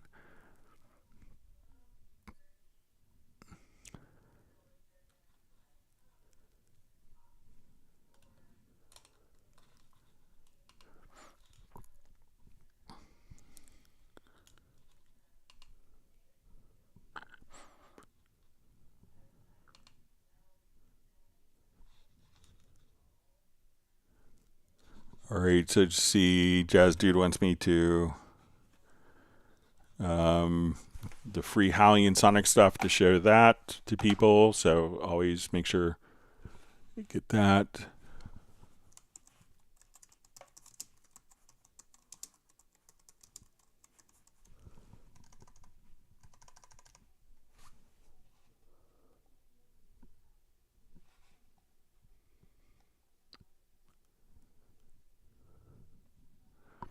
So it's probably like these instruments, like these are all some of the different free instruments that you could get for HALion. Plus, if you have, so even if you're not a Steinberg user, you could get free access to Xstream. So I'm not sure if this is the link. I can't make out the whole link in the chat, but let me know if I'm wrong, Jazz Dude. But I guess Jazz Dude has shared the link so people could check it out. And check out the instruments that you get with Cubase, like Iconica Sketch and Verve and Tails. So there's lots of great stuff.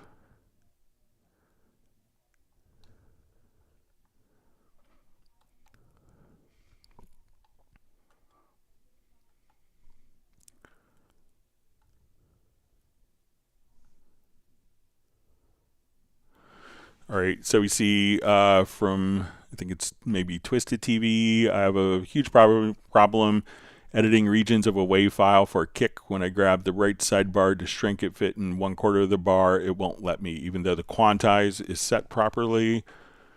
Okay, so let's take a quick look.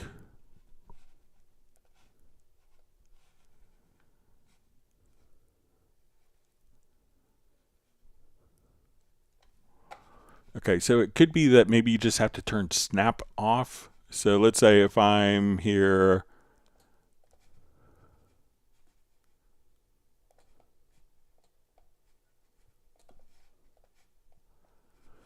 so like, you know, we could have our grid here set to bar, so, and this could be independent, so your grid setting, so now I can only move it based on the bar.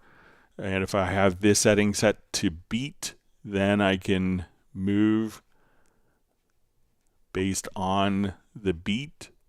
Or if you just want to hit the letter J on your computer keyboard, you could take off snap, and then you can freely position any of the beats, any of the start or end points. So while you can have your quantize set, unless this is set to use quantize, that doesn't have an impact when you're nudging events if the snap is enabled.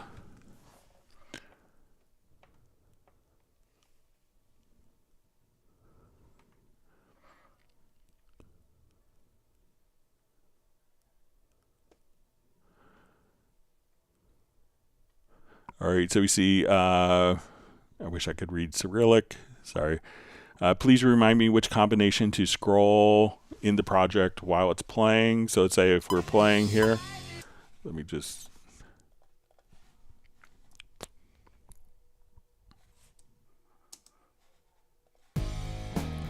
all right, so if I want to,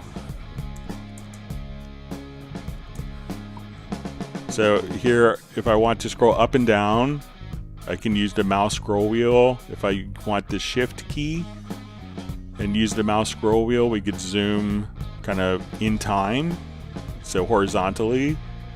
And with the command key, we could zoom, or we could with shift, we can navigate horizontally.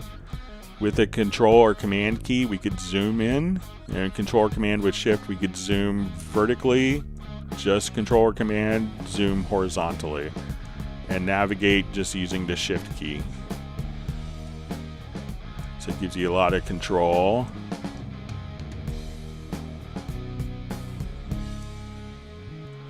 just by holding down those two keys using your scroll wheels. Let me know if that's kind of what you are looking for. All right, Michael Pierce says, Greg Spectrulators absolutely saved a session at the chapel. I wasn't at today, could fix the problem remotely and just send files back. A godsend. All right, so we see George created an account on Cubase Nation with Discord. All right, we see kind of further from Twisted TV says, when I drop a kick sound onto the edit channel lane, the kick sound wave goes over a quarter time, so I move it to the right side region. I can fit it within a quarter beat time. It won't let me. Yeah, so again, try the, as we just mentioned, hit the letter J, and then that should allow you to kind of navigate freely. So again, that's not going to be bound by any snap. When I hit J, I can't move it because, but if J is off, we can freely reposition and resize the events.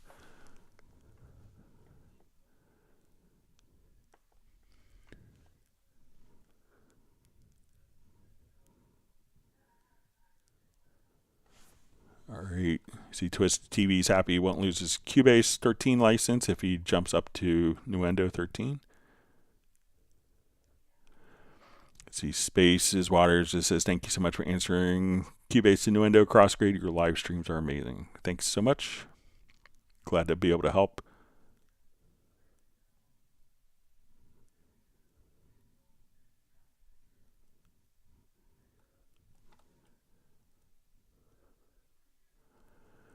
Okay, so we see Twisted TV says I don't think he reads the YouTube chat. I think he only reads some other chat platform. So I just sometimes will be behind. Sorry about that.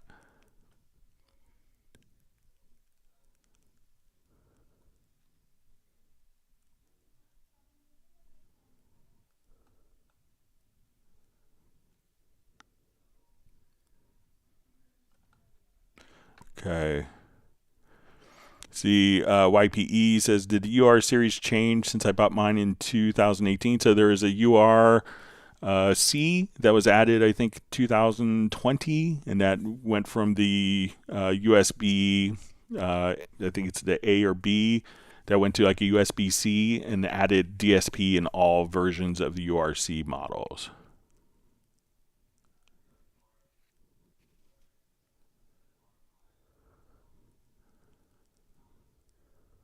Okay.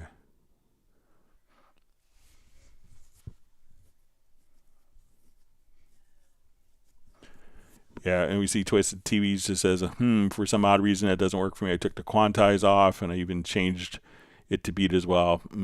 So, but if you want to send a screenshot, you could email it to me at clubcubase@steinberg.de. All right, and we see YPE just says I got the C, so I guess the URC, so that hasn't changed, and I think it came out like 2020 or so. All right, so let me get to some more questions. I think we had a couple more questions that were mailed in. All right, so we had a question, how to stop MIDI notes that are hanging from sounding. So if you ever have a MIDI note that doesn't get a note off message, a lot of times when you hit stop in Cubase, it'll send an all notes off message.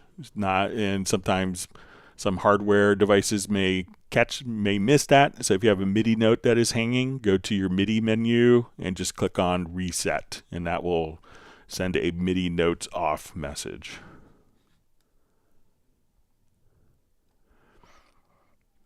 All right. So we see in our question, hi Greg, I hope you're doing well. I'm writing because I need some help. I'm using Superior Drummer 3 as a multi-out instrument track so I can mix each part of the drum kit separately. I was wondering if it's possible to change the track control layout of the automation of the instrument track. I was able to change it for instruments in the track control section, but it doesn't seem to affect the automation lane. In other words, I would like to hide information on a red square. Please look at the picture to make the instrument less cluttered and to avoid accidentally clicking on the wrong parameter. Thank you for your time and all the work you do for the live streams. Has really helped me a lot. All right, so we'll jump back to this project here.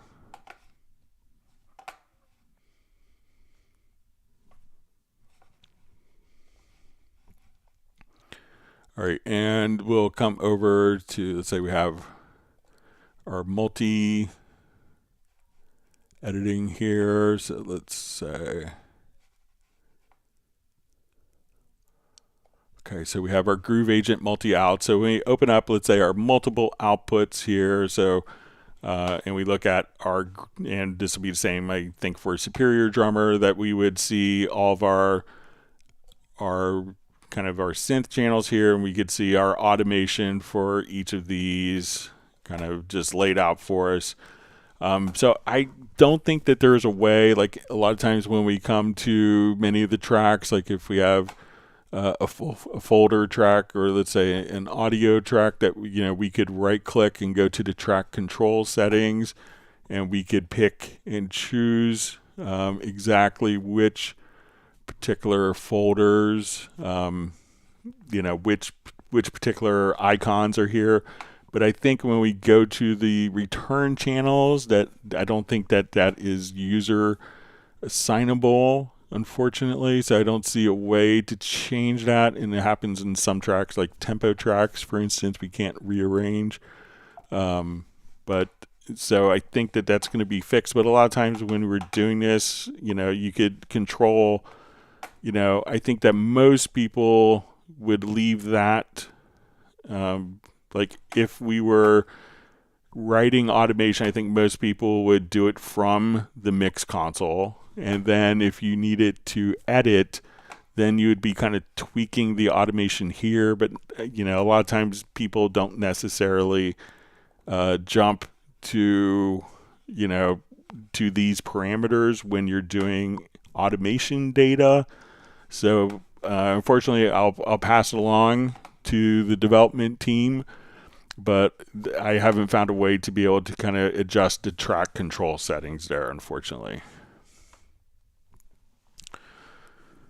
All right, so we see a question. Hi, Greg. How can I increase font size more larger on Cubase 13 Pro? Well, I have used preferences, general, high DPI setting, and changed it to +50. It is still way too small for me. Changing Windows fonts only changes the basic Windows font sizes. What's really needed, I think, is to adjust the 50 setting to range upward way higher, maybe +400 or so. So currently, and I kind of get this, I get this a lot from people who are running at 4K, and they realize that when they go to 4K, that their screen is 4 times larger than what I have.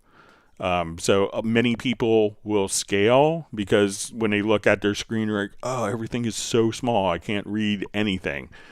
So like currently I'm running like a 1080p resolution. I'm running 1920 by 1080, which I find to be very comfortable to work in.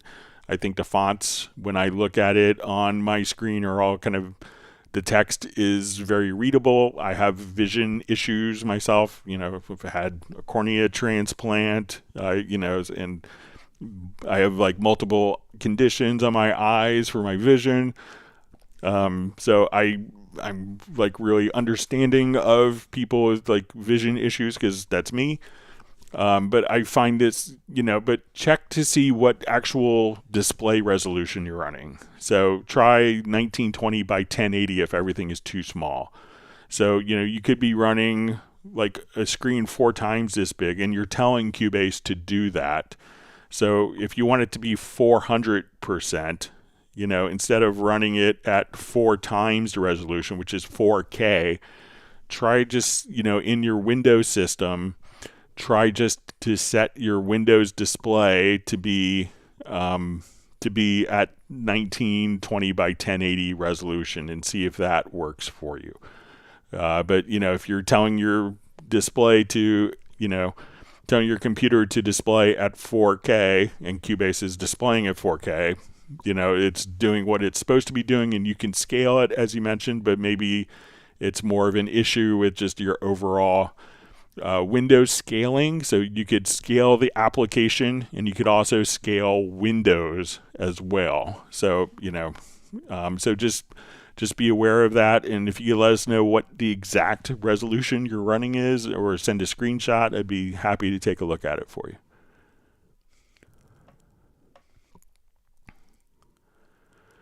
All right, so a question. Hello, Greg. I have Cubase 11 Pro, HALion 6, Groove Agent 4 in my dongle, and already purchased an update to Groove Agent 5 in 2022. I wanted to wait until Groove Agent 6 comes out.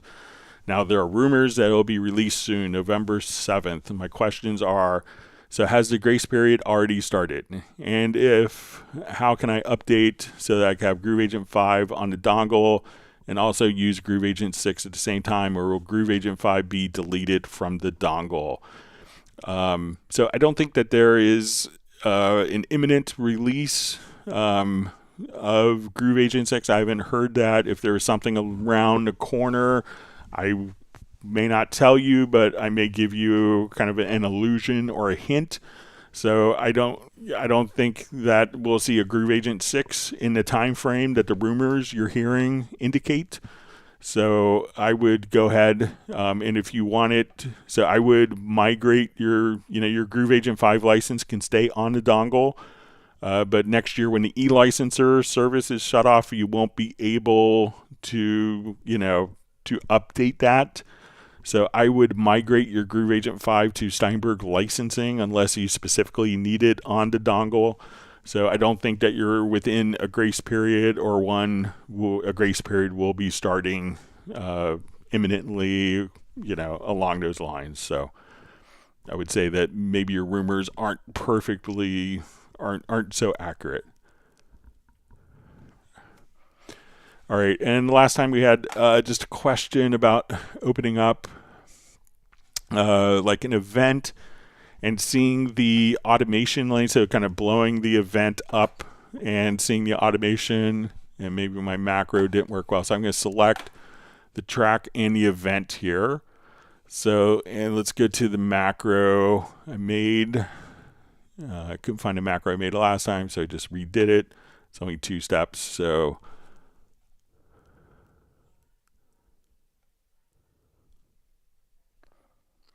what the person wanted to do is to make like the selected event much larger, and they wanted to immediately have the automation lane open so that they could draw in automation. All right, so we're going to come over here so we can see this track and this lane are selected. I'll give it a try. So the macro I did was zoom to selection. So that's going to take this event, zoom it out to the selection, and we're going to open up the automation lane. So let's see if I do this.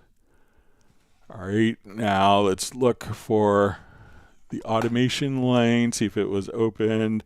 As we do this, and we can see that the automation lane is automatically opened right there. So if we close this lane, let me zoom again here.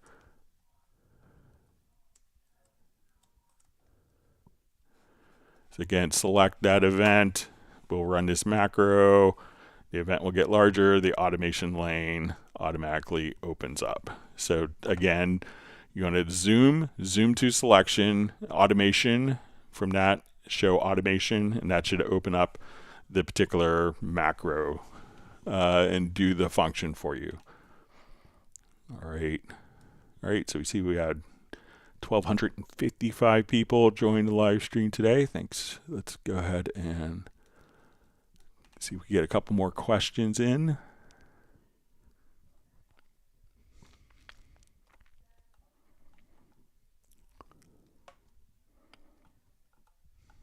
Okay.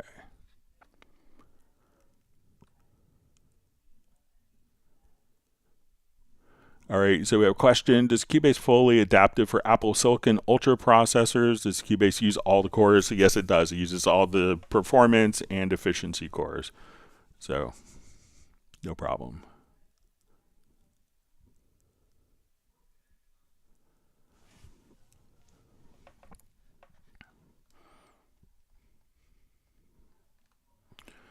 All right, so Gerald Ely says, great stream, Greg. I'll be rerunning the HALion and Groove Agent info later today. Have a great week. Thanks for joining us, Gerald. Hope you're well.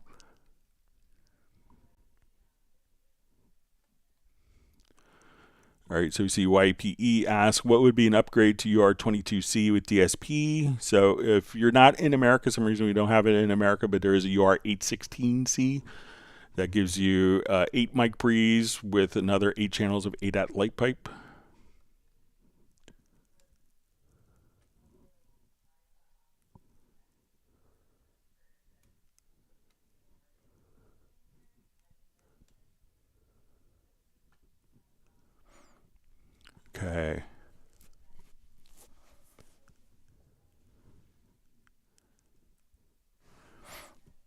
Okay, so we see question. Hi, is there a method in Cubase similar to Ableton's drum rack? Perhaps if I use samples in multi-MIDI editing, I'd like to have some kind of framework where I can quickly experiment with the sample sound. So probably if you just take, Groove Agent. So let's say if we have Groove Agent open here, and let's say if we, go to a particular sound. So I'm not familiar with Ableton, but if you come over here, so we could use Groove Agent to kind of host the sounds, and if we want it to have you could go to the MIDI inserts. So if you want to just quickly and check out the Beat Designer plugin, and now you could just kind of program different drum beats very easily, apply different grooves, different velocities, and you could shift drums around. So I think the combination of those two could get you what you want. All right, so see, nice comment from Twisted TV. These support streams are extremely helpful because it feels like Steinberg cares about its customers' problems. Really awesome. This is how companies should be run. Just to say thanks. Just want to say thanks. Thank you for the kind comments. Yeah, we like our customers at Steinberg. All right, so we see Capital Razors checking out to next time. We see that we have just a minute or two left. We'll see if there's any more questions that pop in. If not, we'll wrap up about a minute early. I want to thank everyone for all the great questions. And if you've learned a new tip or trick, make sure that you hit the like button and subscribe to the channel. We do these live streams on Tuesdays and Fridays starting at 1 p.m. U.S. Eastern Time.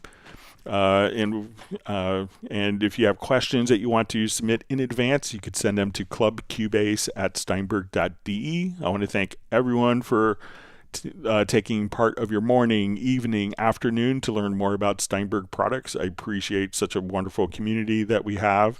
And I'm grateful to be able to help people kind of realize their creativity with Cubase, and just really want to thank everyone for making it such a great environment to learn. And I really appreciate that. So with that, we will go ahead and wrap up. And we see just Fernando just saying thanks to Jazz Dude, which is always so valuable. We appreciate everything he does. And with that, we'll go ahead and wrap up. I want everyone to stay safe and healthy. And we'll see everyone back on Friday, starting at 1 p.m. U.S. Eastern. Thank you very much. Goodbye.